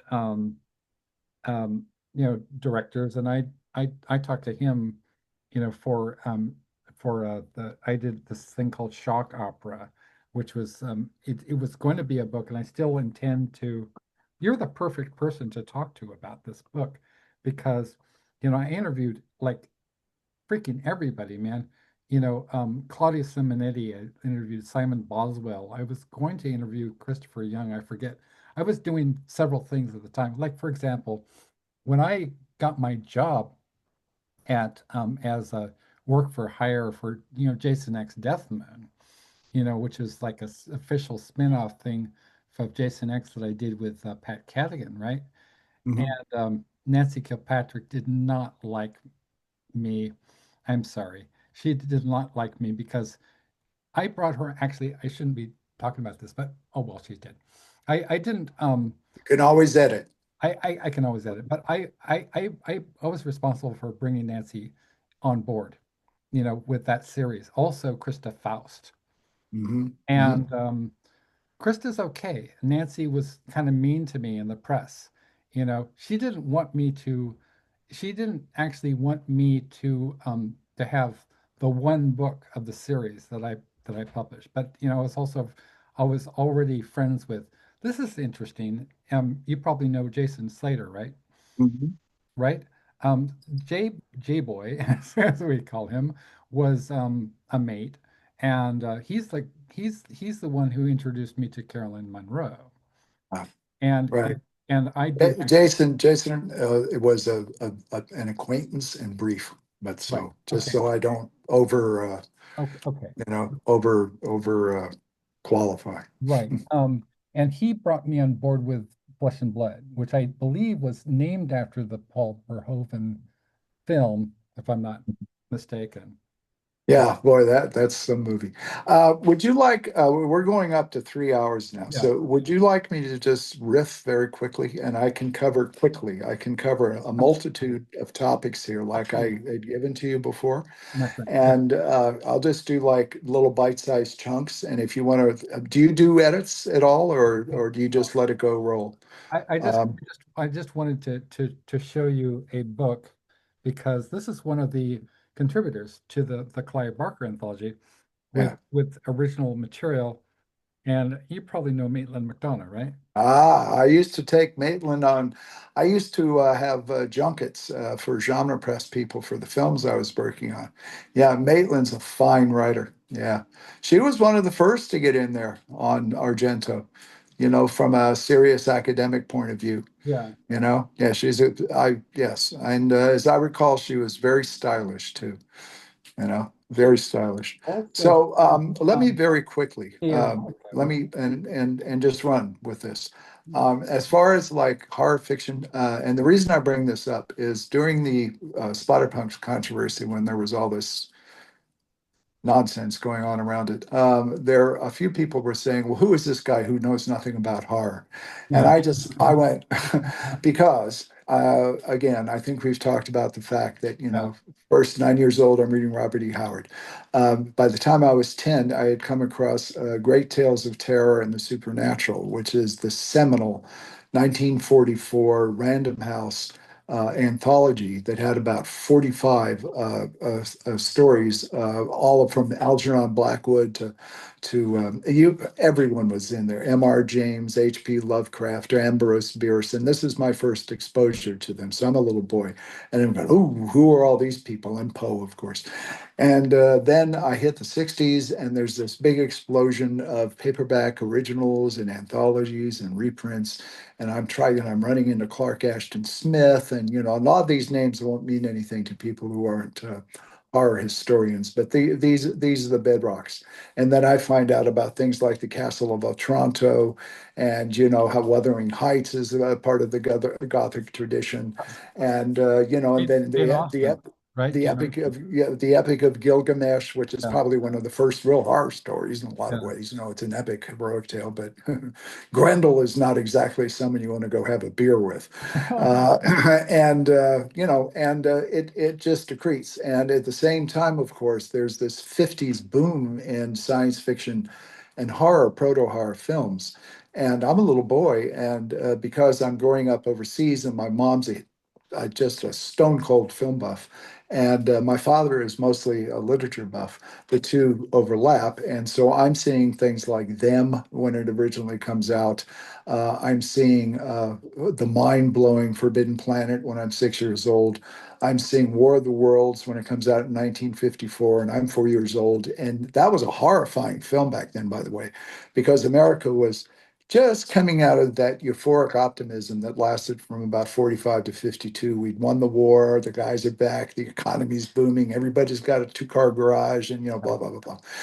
But then the Red Menace looms, and the atomic bomb. But War of the Worlds, I still remember the primary um, um, emotions that I and many other people felt in 1954 was the dread, because we were helpless. No matter what we did against these Martians, we failed. And there was that shot at the very beginning when the bronze cobra comes out of the manta ray ship, and that great line, the three first people who are the victims of the Martians, who are sort of semi-comic characters hiding behind the pickup truck, and they go, "Oh, they're people from another world. We should go, wave a white flag and say hi." And what are we going to say? It's a classic line. "Welcome to California." And like 10 seconds later, they're vaporized in their tracks. And you just did not see that. And then you saw these smoldering ashes on the ground that were in their silhouettes. This was like splatter, for Sure. 1954. And so that made an impression. And then, of course, Invasion of the Body Snatchers. And then the other indelible moment was seeing Forbidden Planet, MGM throwing all of its A resources, but using its B unit, but still, that nothing had been seen like that. And then 1957, which is the peak year, really, if you go back and you look for so many science fiction and horror films. And now 1958 comes around. I'm 8 years old, and I see Touch of Evil when it first comes out. Oh yeah. There's no parental supervision. I'm sitting there and I'm watching Janet Leigh get gangbanged, Right. not knowing it, Right. I Yeah. mean, Yeah. but knowing something bad is going on. And then that incredibly grotesque shot when she wakes up drugged on the hotel bed, and Akim Tamaroff, who has been strangled by Orson Welles, his body is hanging over the bedstead, and you see a point of view shot, and his eyes are bulging out, and his Yeah. tongue is out, and a little boy, Sure. and I didn't realize I was seeing a proto exploitation film. Wells has got Yeah. more things in his toolbox than people realize, and so I'm seeing all of this stuff. And at the same time, I'm exploring more of the literature. I'm getting into comics for hard. I did see some of the EC comics and some of like Black Cat and Tales to Astonish, Tales of the Unknown, which were the horror comics, and the ECs. But being overseas, they're difficult to get. But then I start to write, and in 1960, 1960. I'm 10 years old. There was this terrible redubbed Japanese kaiju film called Varan the Unbelievable. And you ever see that? Yeah. No, no, And but I oh love yeah, the it's a title. black and white, cheap knockoff, Yeah, Godzilla knockoff, and they call it Varan. And they did the same thing that the American distributors of Godzilla did by shooting extra scenes with an American actor. Raymond Burr in Godzilla's case, the immortal Myron Healy. Look that up on I IMDb. will. And Varan the Unbelievable case, and I wrote a review at 10 years old because I was always reading reviews. And my last line was, Varan sure is unbelievable, at 10. So I'm already snarky, you know. Nice. And so I start writing. I have a little spring wound Bolex camera that I found that was 16 millimeter Nice. and silent, of course, and it had a turret on it where you could have three prime lenses on it, telescopic, telephoto, and a 50. And so I'm doing all this stuff, but I'm doing it in a vacuum, total vacuum. I don't have any friends who have similar interests. I'm isolated on these naval bases where most of the kids are just being kids. And then I have this added layer of, dad coming home with crime scene photos of guys who tried to break into a place that had a safe, and the safe was alarmed, and so they climbed up the power uh, uh, tower that had the alarm cable on it and snipped it, and then turned around and hit a live wire. And he had the crime scene photos of a guy backwards with his eyes literally bubbled out of his sockets. And hey, how do you like that for breakfast, Paul? Damn. Jesus, you know.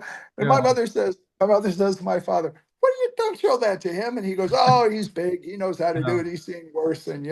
And then I go off and I see like the mole men, or something like that. So Yeah. anyway, so all of that is in my background, and then by the yeah, The exactly. mind behind Splatterpunks. Explain. Yeah, exactly. But also, I'm seeing the very first art film I saw was The Seventh Seal, and I saw that very early, I about love that 19, show. The Seventh Seal by Yeah. Bergman. And Yes. this opens me up to the fact that I'm in the midst of what I didn't know at the moment was the golden age of international art cinema. Yeah. And so when I'm an adolescent, I'm seeing Fellini, I'm seeing Antonioni, I'm Yes. seeing Godard, I'm seeing Truffaut, I'm seeing, Chris Marker, I'm seeing, Celine and Julie go boating, which I cannot believe I saw in the Philippines. I really, that was a hard film to see, but I saw it in the Philippines. And so there's this whole fine art aspect that's happening, and I'm discovering Hieronymus Bosch.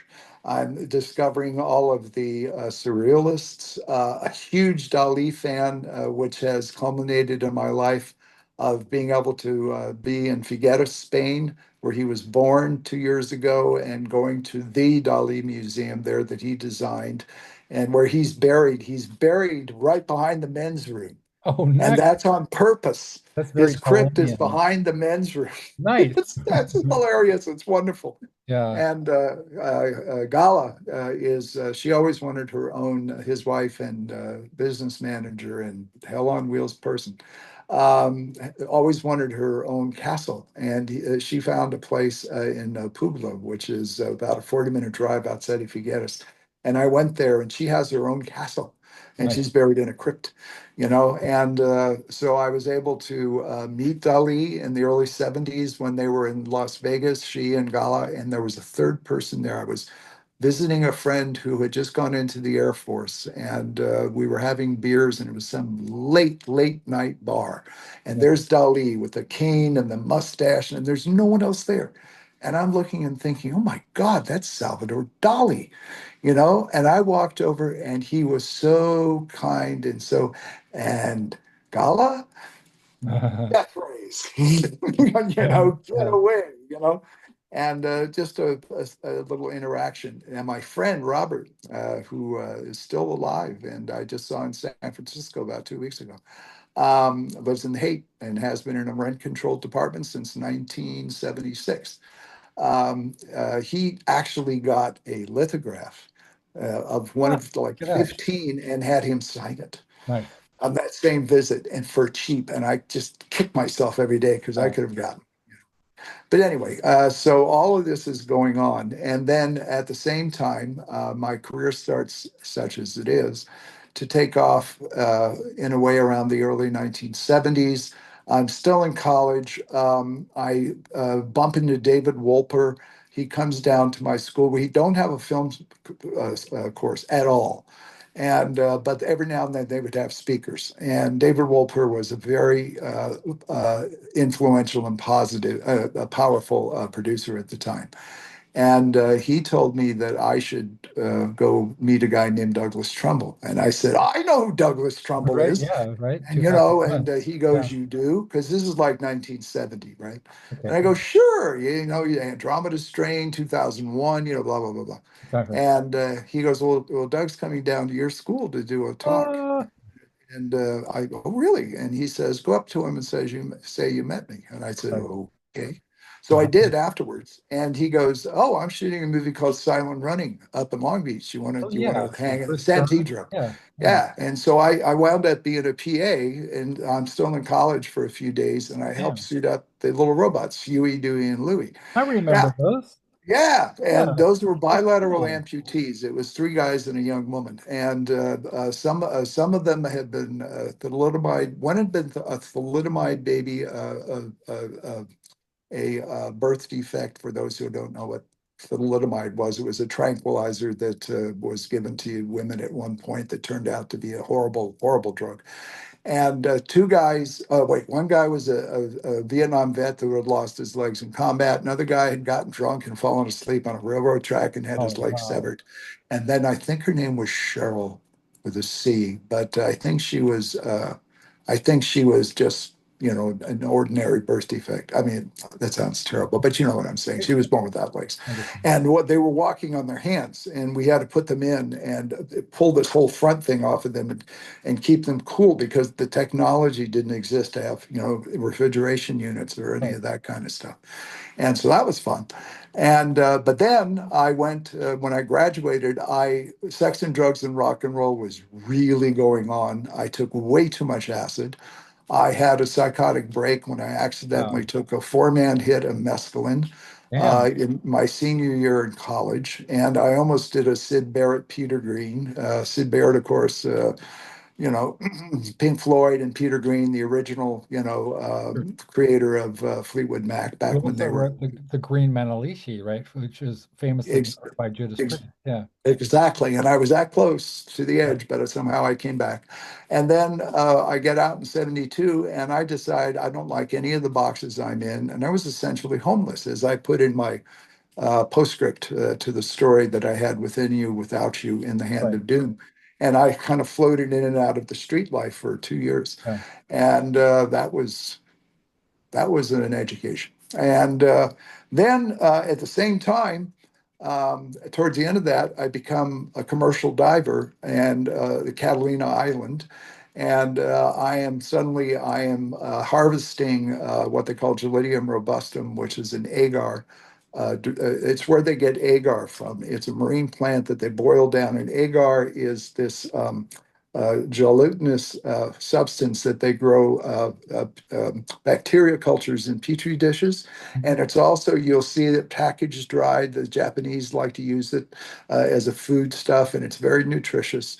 And we were part of a pilot program where we were living on Catalina Island, not in Avalon, but the wild side, Mhm. in 20-man army tents. Talk about primitive. There was one shower for 25 guys and one toilet and two outhouses, you Wow. know, and it was severe.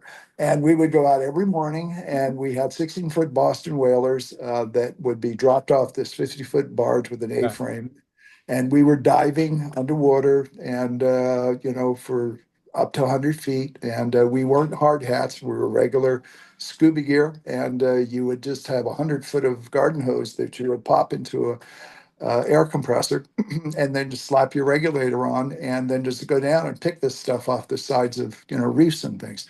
And I remember one of the great scary moments was I was kneeling in about 20 feet of water, and the visibility was good. It was a nice bright day. I could see, and all of a sudden behind me, something grabbed my head Oh, and pulled my hood up and snapped it. And I went, oh, and I turned around, and it was a harbor seal pup. And it was like, what are you, And I oh, dropped, we had these bags that we'd stuff the weed in. And I dropped the bag and I stared at it and I went like this in slow-mo. And it went upside down oh, and it went, oh, it's beautiful. yeah. And we interacted for about 5 minutes. That's And all great. of a sudden, Love it. off in the murk, I saw mom circling. And I went, and Oh, a lot of people don't realize that harbor seals, there are a lot of rookeries, they call, where all of these seals hang out. But the other seals, sea lions, they actually have claws in those flippers. They have like cat's claws, you yeah, know. That's what they grab with, right? And and so I thought, yeah, I think it's time to ignore the kid and go back up. yeah. Anyway, and so I have my street lifetime. I'm still seeing films at this point. Oh, and when I was at Catalina, they used to shoot a lot of TV shows and movies there. They still do. And there was a show called The FBI with Ephraim Zimbalist Jr., I remember. which was a steaming pile of propagandist ogier. Right. And but they needed a PA one day, and I wasn't working that day, and so I schlepped around equipment and I sat and talked to Ephraim Zimbalist Jr. and found out that he was mostly Native American. Oh, And if you see him, he always has this what looks like a dark tan, and it's not. Yes, he was dark. He was Indian. He was a Native American. Yeah, and talking to him about it and getting the idea that even though he was the spokesman for J. Edgar Hoover's, thugs at the time, he didn't really believe in it, oh, which was wow. interesting. Yeah, he intimated. He didn't Yeah, quite come out and say that. yeah. And then I'm writing furiously. I start to do things for like Rolling Stone, Cream, Crawdaddy, LA Times, after a lot of effort. Fanzines like Photon, which no one remembers, but was a really, really good fanzine. Castle of Frankenstein, which is the Now, precursor to Cinefantastique. you Uh, wrote for Cahiers du Cinéma. I did, yes, Yeah. I did. My Dune journal, yeah, that was a feather in my cap. And so anyway, and so I'm slowly getting into the industry, and at the same time, I'm going in the new Hollywood. No one called it that at the time, but all of the Scorseses and the Spielbergs and the Lucases, but also the De Palmas, and also the Sam Fullers, and Yeah. the really interesting indie type of films, gritty, are all coming out. One thing people don't understand, or you had to be there. It was really annoying. Uh, the whole 70s thing, after about 71, 72, you could not go to a film and expect an upbeat or even a neutral ending. They all had to end horribly. I mean, and it got to be just such a cliche. It was like you'd go and you'd go, oh yeah, another downer.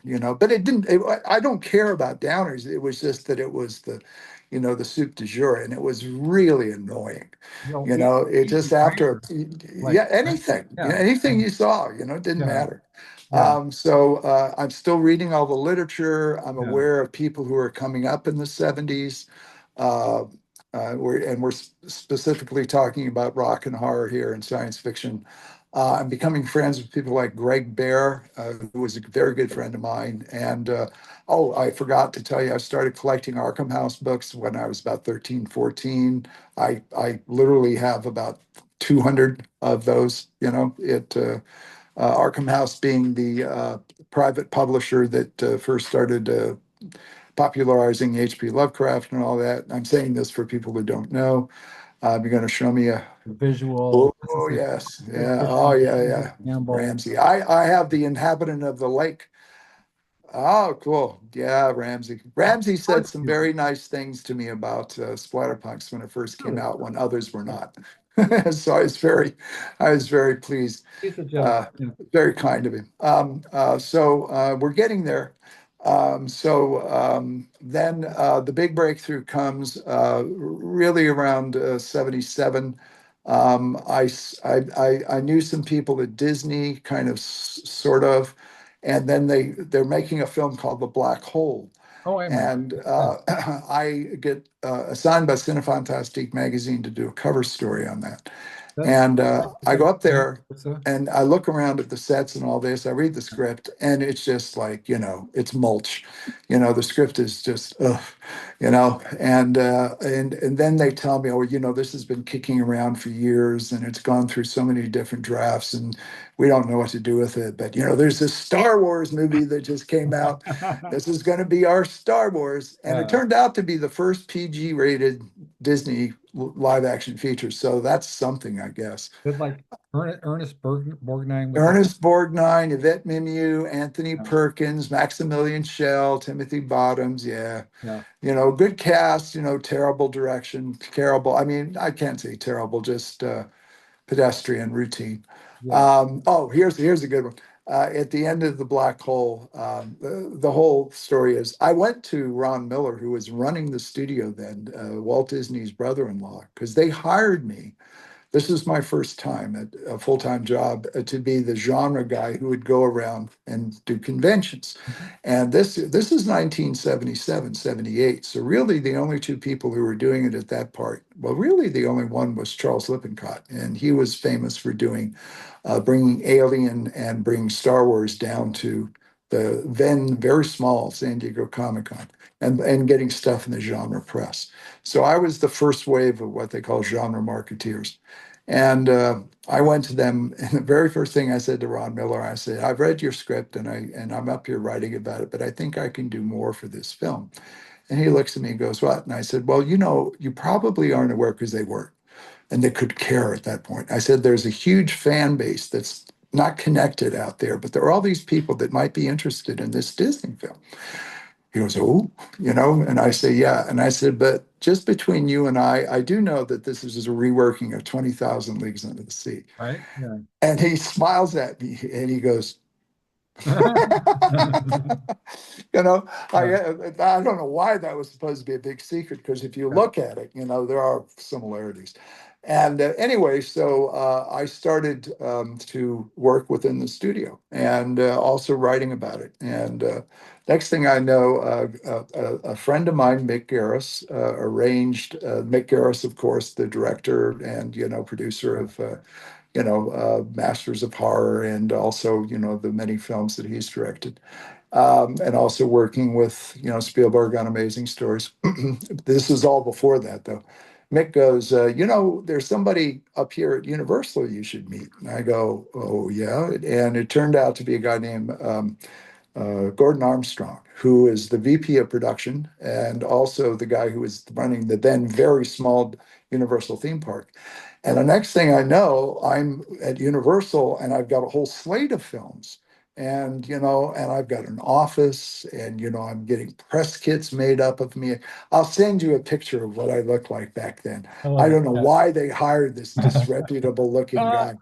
You talk about a vato. I really, well, you'll see. Um, and that and I'm working on Conan, I'm working on Dune, I'm working on lots of pictures, and then boom, it just explodes, and at the same time, I'm meeting all of my heroes. I'm working with Gene Simmons and with Ozzy on a film called Trick or Treat from I just 1985. fuck me sideways, as Jessica, whatever her name says in that movie. Um, Hmm. whatever. Something something parts. You know what I'm talking about, Jessica. Oh yeah, yeah, yeah, yeah, yeah, yeah, yeah. Private parts. Private Yeah, parts. yeah, Private yeah, parts. yeah, yeah, Whatever. yeah. So, Paul, I fucking love that movie. I mean, It was. I just recently discovered it's a terrible film, but I It do is. have a soft spot as a heavy metal horror guy and a Sure. heavy metal journalist, man. Just and also the way the character was treated by those yuppie idiots. That was me, dude. That was totally me. Sense. Yeah. Yeah, yeah. Well, what was interesting in terms of Gene was at that point I had moved up a few rungs on the latter. And I was not only dealing with genre, but I was dealing with a lot of mainstream things. And I actually was getting into international publicity and all types of things. And so I remember I brought a mainstream group of journalists out to the set, which again was in Wilmington, North Carolina, at Dino's studio. And there were people there from like Rolling, again, it was the creme de la creme. There were Vanity Fair, GQ, Esquire, people like that.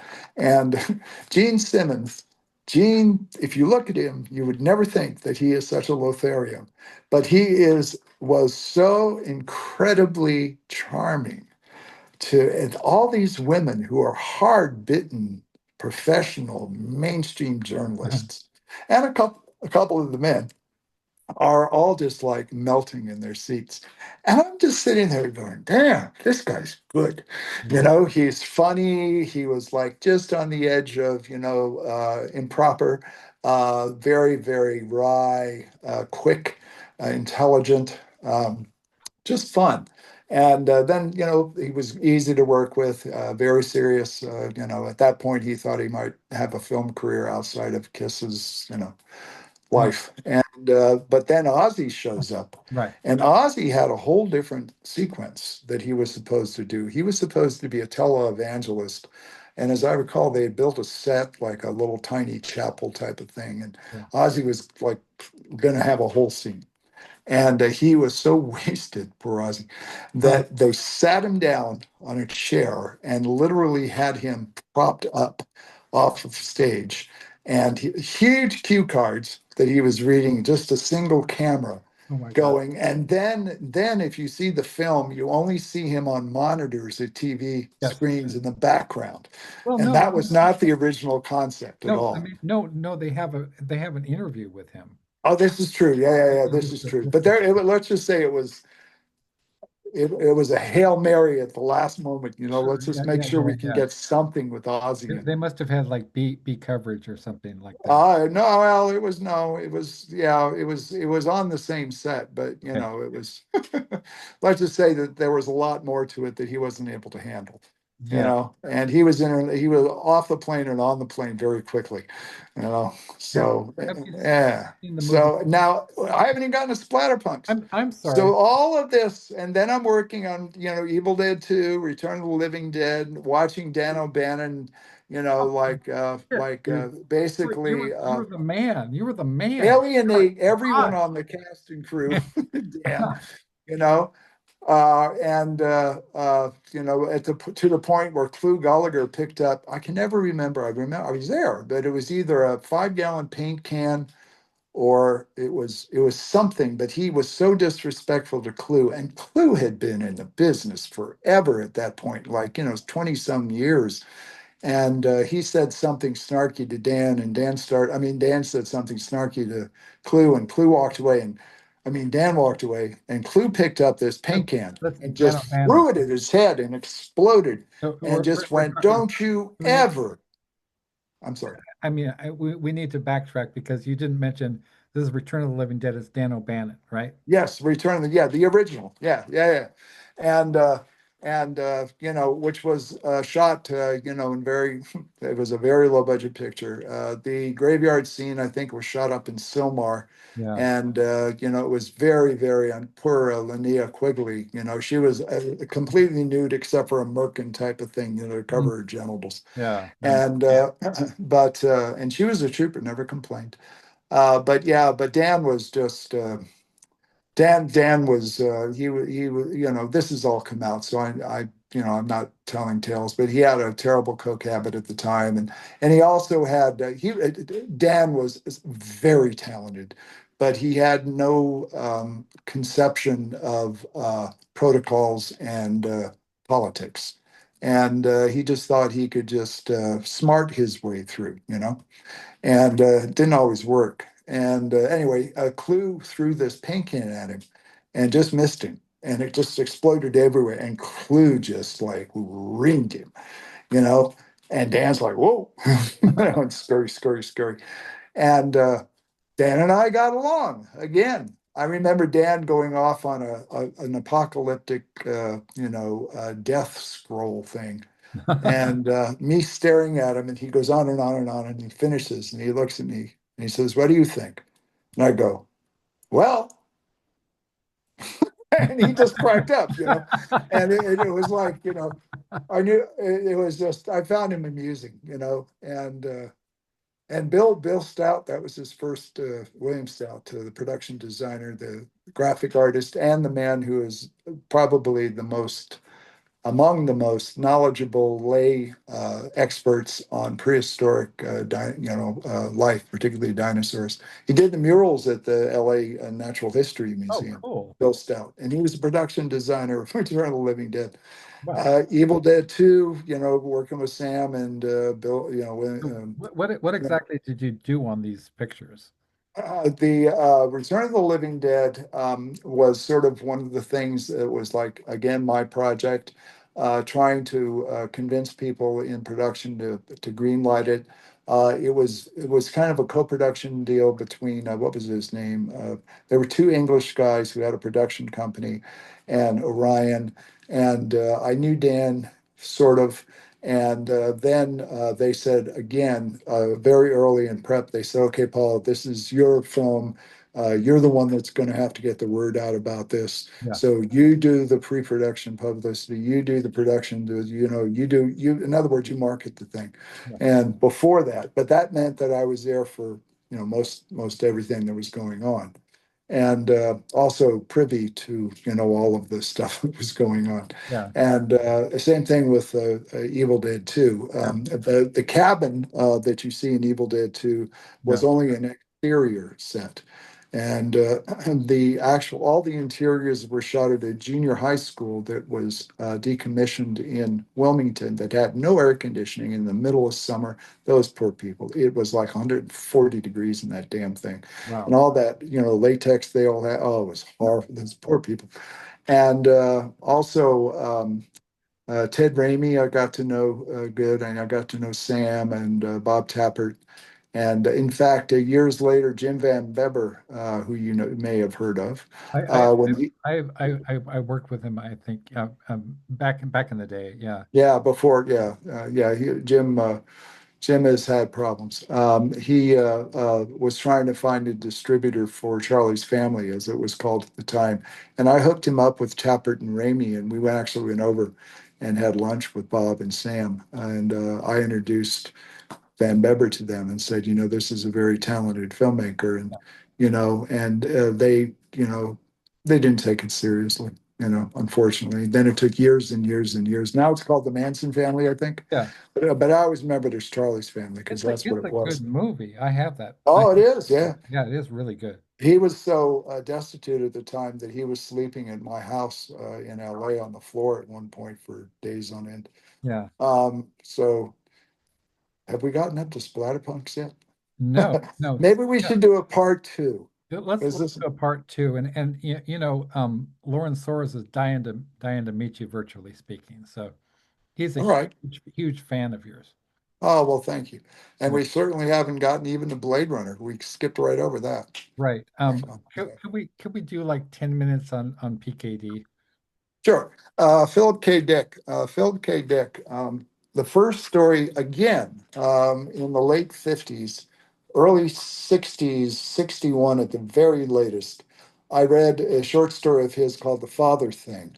And The Father Thing is the closest, in retrospect, that he did to a flat out horror story.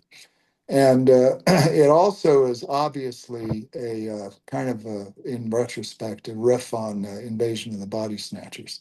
Um, but I said, who is this guy?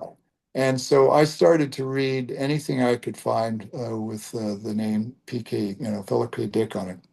And there were some paperbacks around. Most of the things I read initially were novels by him, like Dr. Blood Money and Clans of the Alpine Moon. And let me think. Oh, of course, Ubik and Flow My Tears, the Policeman Said. And A Scanner Darkly, all of these things. And in 1973, at the same time that I was a commercial diver, in at one of my moments where I wasn't homeless and on the streets, he did a talk at Cal State Fullerton. And there was a little tiny paper called the Catalina Islander that they had on Catalina, and I was off. We used to dive 8 days on and then 3 days off, and it was my one of my days off. And uh, I saw that it says in tiny print, science fiction author Philip K. Dick will be giving a lecture at Cal State Fullerton. And I go, yeah, and it's tiny, tiny. And, so I go, oh, and I ran around to people saying it, and they all looked at me and said, who? you know, Right. anyway. So I took, back then they had seaplanes. They had little tiny Grauman, like, forgot what they call them, night cruises, but pontoon seaplane boats. And so I could pick one up right where we worked, and we flew over to Long Beach. Got to Long Beach. I was making very good money at the time because it was a dangerous job. So I was able to actually rent a car, which was a real luxury. And I knew some nurses that put me up, and a whole gaggle of them. Yeah, I was that was Worked you there's a out. whole other part of my life. Anyway, and so I drive down, to Fullerton and Cal State, Santa Ana, all that. And I go in, and there's hardly anybody in this room. And he gave a talk, and he was agitated. And I found out now I'm a little foggy, but I think he had just come back from Metz in France, where he had tried to kill himself. I've I'm been not up at Florida. sure, but somewhere around in there. And anyway, he mostly read from sort of a manifesto. And afterwards, he asked for questions, and so few people knew his work that there were a few general queries. And then afterwards, he was like getting his papers together, and I walked up and I said, I just wanted you to know that the very first story I read by you was the father thing. And he looks at me and goes, how old you were? And I said, 9, 10. He goes, oh man, that must have fucked up your little mind. He exactly said that. And I Yeah, said, oh, I like this guy, you know, and yeah. he had a street side to him at that point. And so we became kind of acquaintances, and I would call him every now and then. I'd go over to his apartment in Santa Ana, and this kind of grew over the years. And I was aware of the varying times he had Do Androids Dream of Electric Sheep optioned by different people that didn't happen, and he always complained about it. He hated Hollywood. I found out that he had actually written scripts for Dimension X, which was an old time radio science fiction show, Yeah. that he had done a Tales of Tomorrow, which was one of the first. So we would sit around and we just talk. And at that point, I don't think he was still doing speed. I may be wrong. As the years went on, he definitely got away from that, and he had discovered alcohol.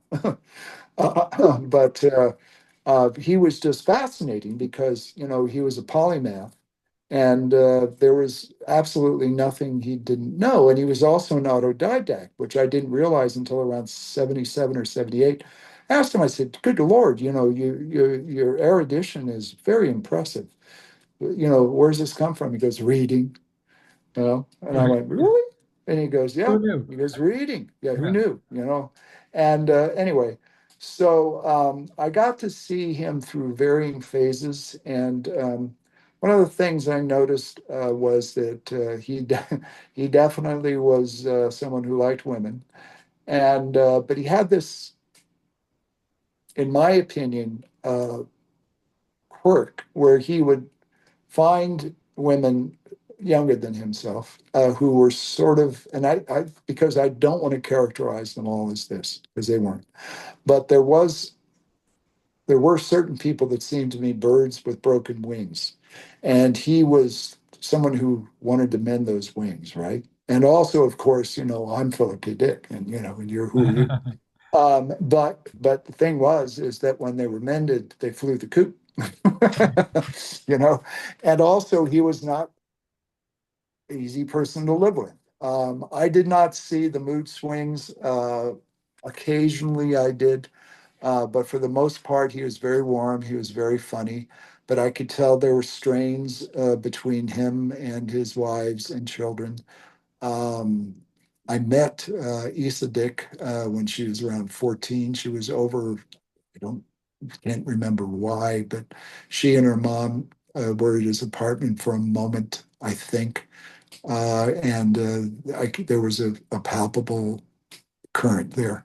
And but on the other hand, he was just a fun guy, and I was sort of intersecting Tim Powers and Robbie Blaylock and all these people that that were would go on to be they were kind of acolytes of Phil, and they spent more time with him than I did because I was all over the place Yeah. working, and the more I got to know him, the more fascinating I found him, and but he was just a person.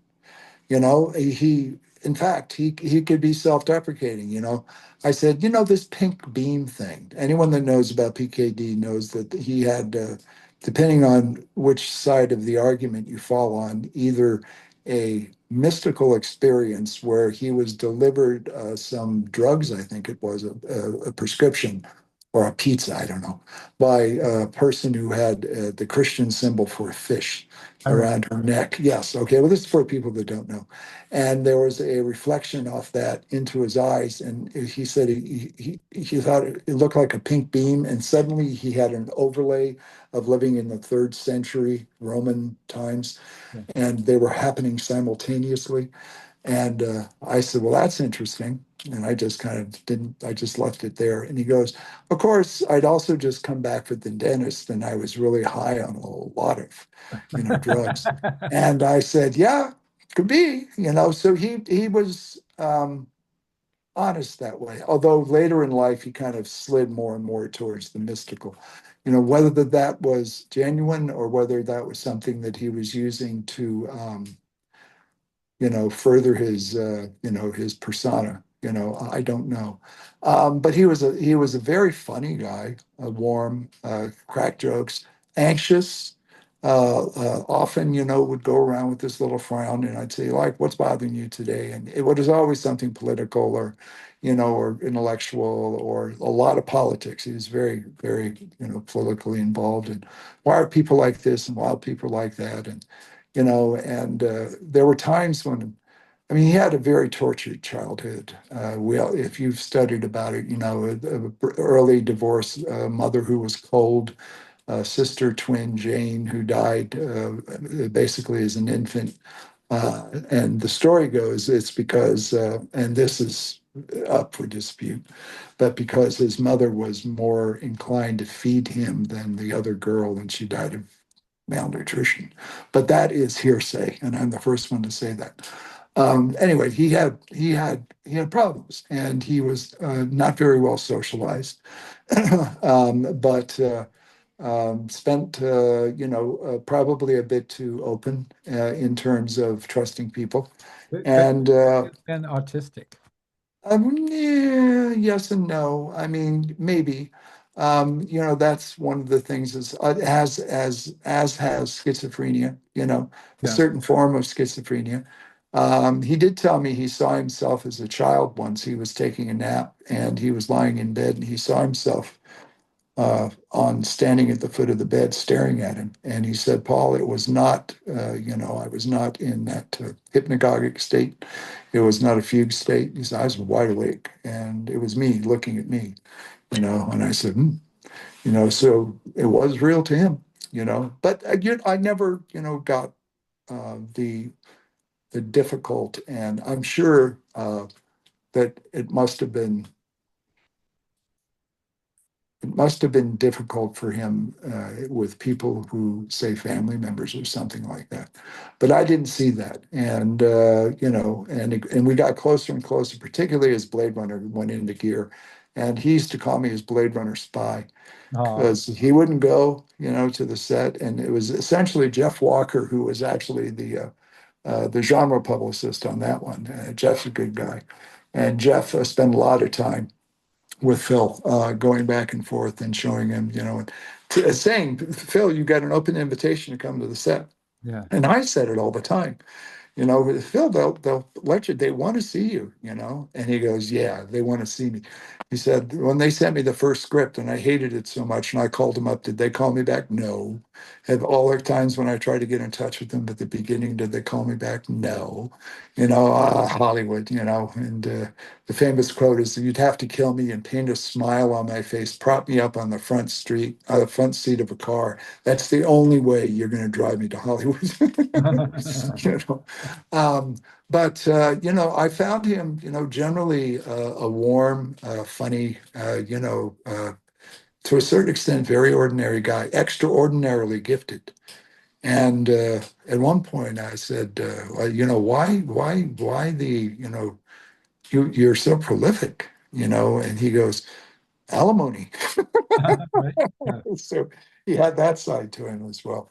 But, obviously, a great talent and someone who has become mythologized as this third eye guru. And no, a human, with the flaws and the virtues of anyone else.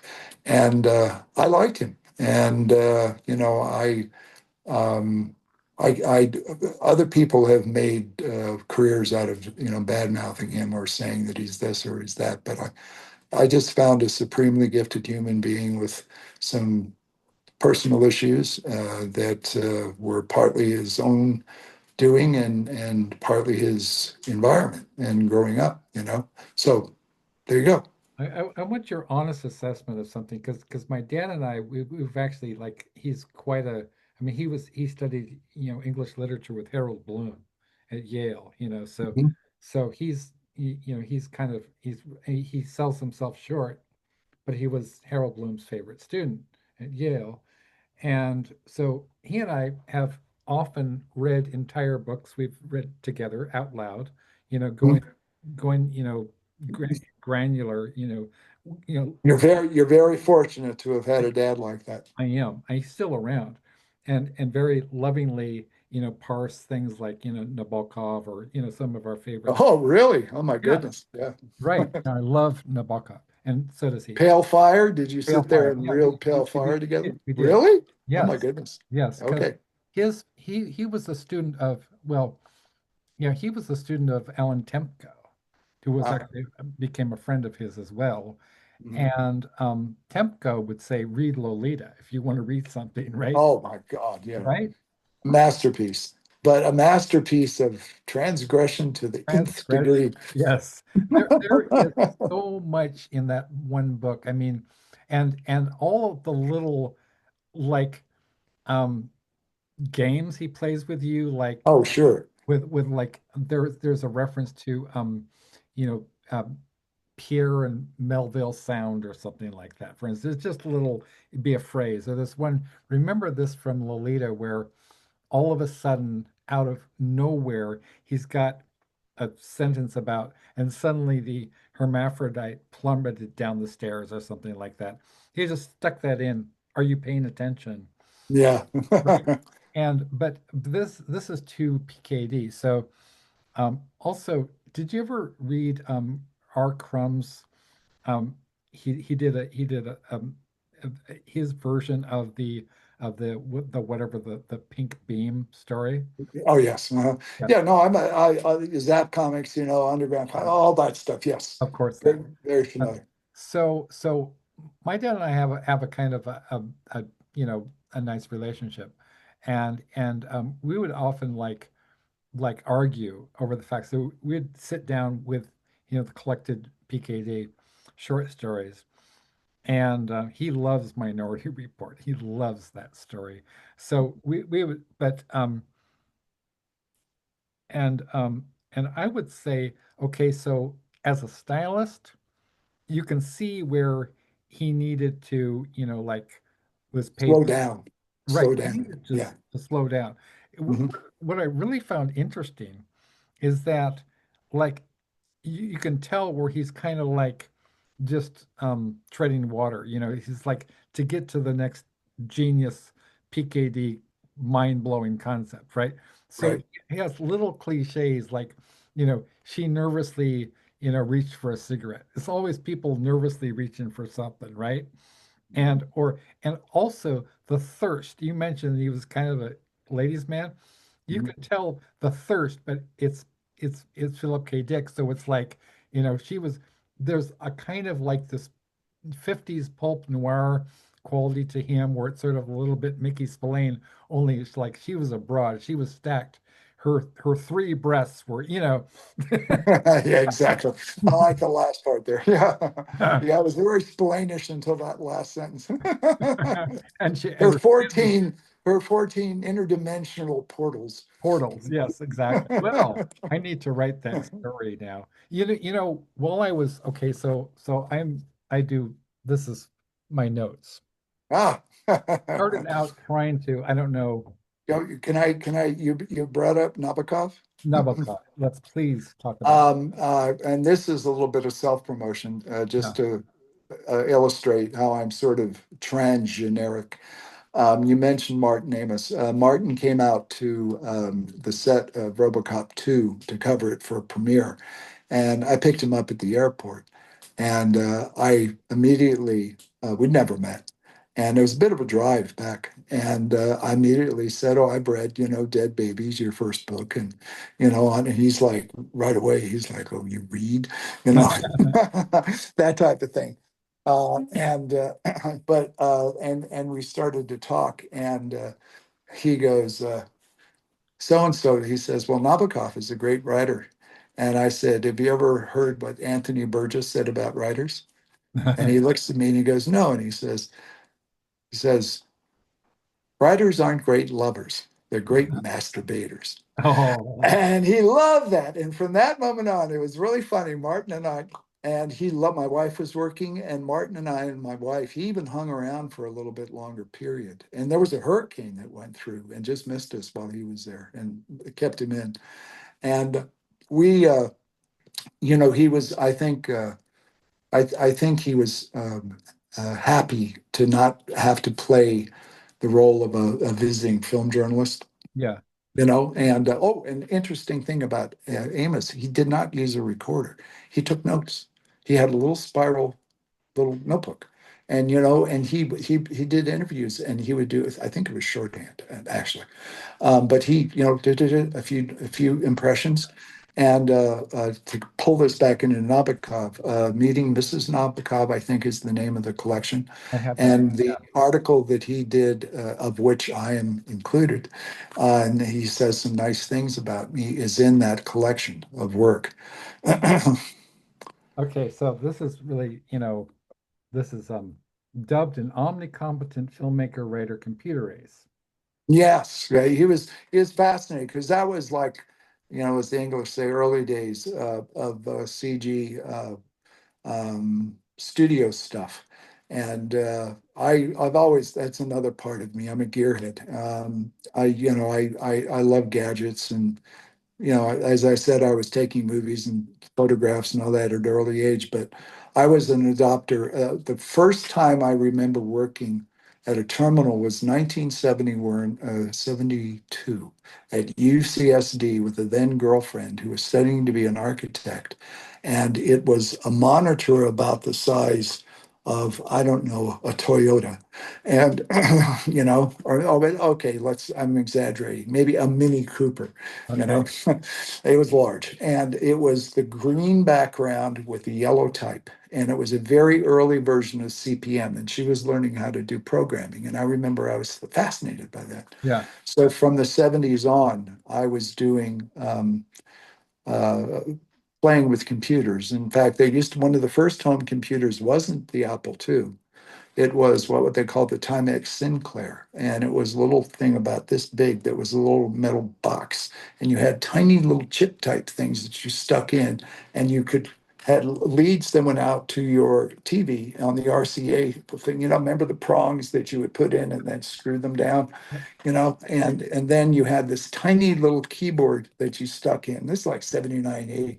And something even more blocky than an early Atari Oh game my would come God. up, and you go like this, and and so I was playing with that stuff, and I was always an early adopter. The Radio Shack They Radio Shack had some of the very first laptops that no one Yeah. knows about, you know. And I even took one to me with me to Moscow when I co-wrote and co-produced the first Soviet American animated film. Yeah. Um, and anyway, so I had experience. And Martin was fascinated by that because it wasn't as common. And I remember telling him, I said, this is nothing. I said, you know, if you want to see it, go to ILM. And I gave him John Dykstra's number. John was long gone from, you know, ILM. And I think at that point, Apogee was still around, his effects. For the children, that's Industrial Light and Magic. Yeah, Industrial Light and Magic, right. You know, I made some calls and hooked him up with some people. But I liked Martin. And then Martin, he not only put me in that article, but I go, look, Martin, I said, this is all fine, but, you know, this is essentially, you know, a promotional piece. And he goes, he looks at me, you know, gives me a look. And I say, I would be just thrilled if the next novel you write, if you would just put my name in there somewhere, Yeah. because it's an unusual name, at least in America. In Ireland, it's not. You go down in the southeast and you see Sammon everywhere. It's Yeah. like Smith. Anyway, um, he goes, all right. And so Time Zero, I'm in Time Zero, which is the book that Hey, is one of his, yeah, it goes yeah. backwards. And guess what the son of a bitch did? Oh no. Oh He no. made me a promiscuous female nurse that all the Right. doctors are shagging upstairs in between shifts. And I called him up and I said, you know, when I asked you to put me in a book, Martin, and he keeps referring, oh, but to Nurse Salmon, aren't you? Because that's what it's called in the book, Nurse Salmon. Nurse Salmon, aren't you, you know, honored? And, you know, that was his sense of humor. You know, he didn't mean it in a cruel way, you know, but Oh my God. So okay, so this is a good spot to stop, I think. this is You know, that's yeah, because it's like, you know, 4 hours, you damn, know. right. Yeah, So but I've got a wife and a life, and I haven't you yeah, know, honestly, you know what I had to eat today? I'll tell you you my know, morning. I got up, I had a glass of water, I had a yeah, banana, I had some vitamin pills. I went out and I took a 3 mile hike in the yeah. swamps. I came back, I showered, I've been talking to you. And That I've had one banana. I'm honored, and I'm very honored. Hey, could I get a blurb from you for something? Like Sure. I would love to have a Paul M. Salmon, because I'm kind of a collector, and I've got some incredibly good ones like Ray Garton, Paul, John Shirley, Which book? um, probably my 45 magnum opus. Ah, okay. Uh, Well, I'm looking forward to the Caitlin now. I'm honored to be asked yeah, about that. And also the Clive Barker. This Mr. Peters thing is, this one is a tough one for me because the situation and the character I'm trying to make as credible and realistic as possible. But it is a type of person that most people would not be familiar with. I mean, it's someone who's aging and, you know, and has lost most everything. And he's at a point in his life where his life is essentially empty of meaning. yeah, And he's trying desperately to find it. But to all intents and purposes, he's given up. He doesn't know. yeah. And something happens. The changing. Wonderful. I can't wait. Yeah, but it's easier Yeah, spoken than, you know, typed. nice. Who types anymore? You know what I mean? Yeah, but this has been really, it's been, I've been, doing this. I mean, I haven't been around, physically in the world, as long as you have, but I've been a journalist for 30 years, and I've interviewed just about everybody. And I got to tell you, this has been one of the most, just on a personal level as well as a professional level, it kind of it checked off both boxes, which is, when I'm just doing my job, I feel like I've done my day's work, but having that the other dimension of the warmth that you exude, genuine interest in humanity, as opposed to just well, this is my latest, novel I'm trying to flog, or, whatever, my latest Sure. film, or, album. So this has been really great. Well, thank you. You're quite kind. I look forward to part two. Okay, All right, good. and stop recording for a second, I will. if you. And I what I will do is I'll give me a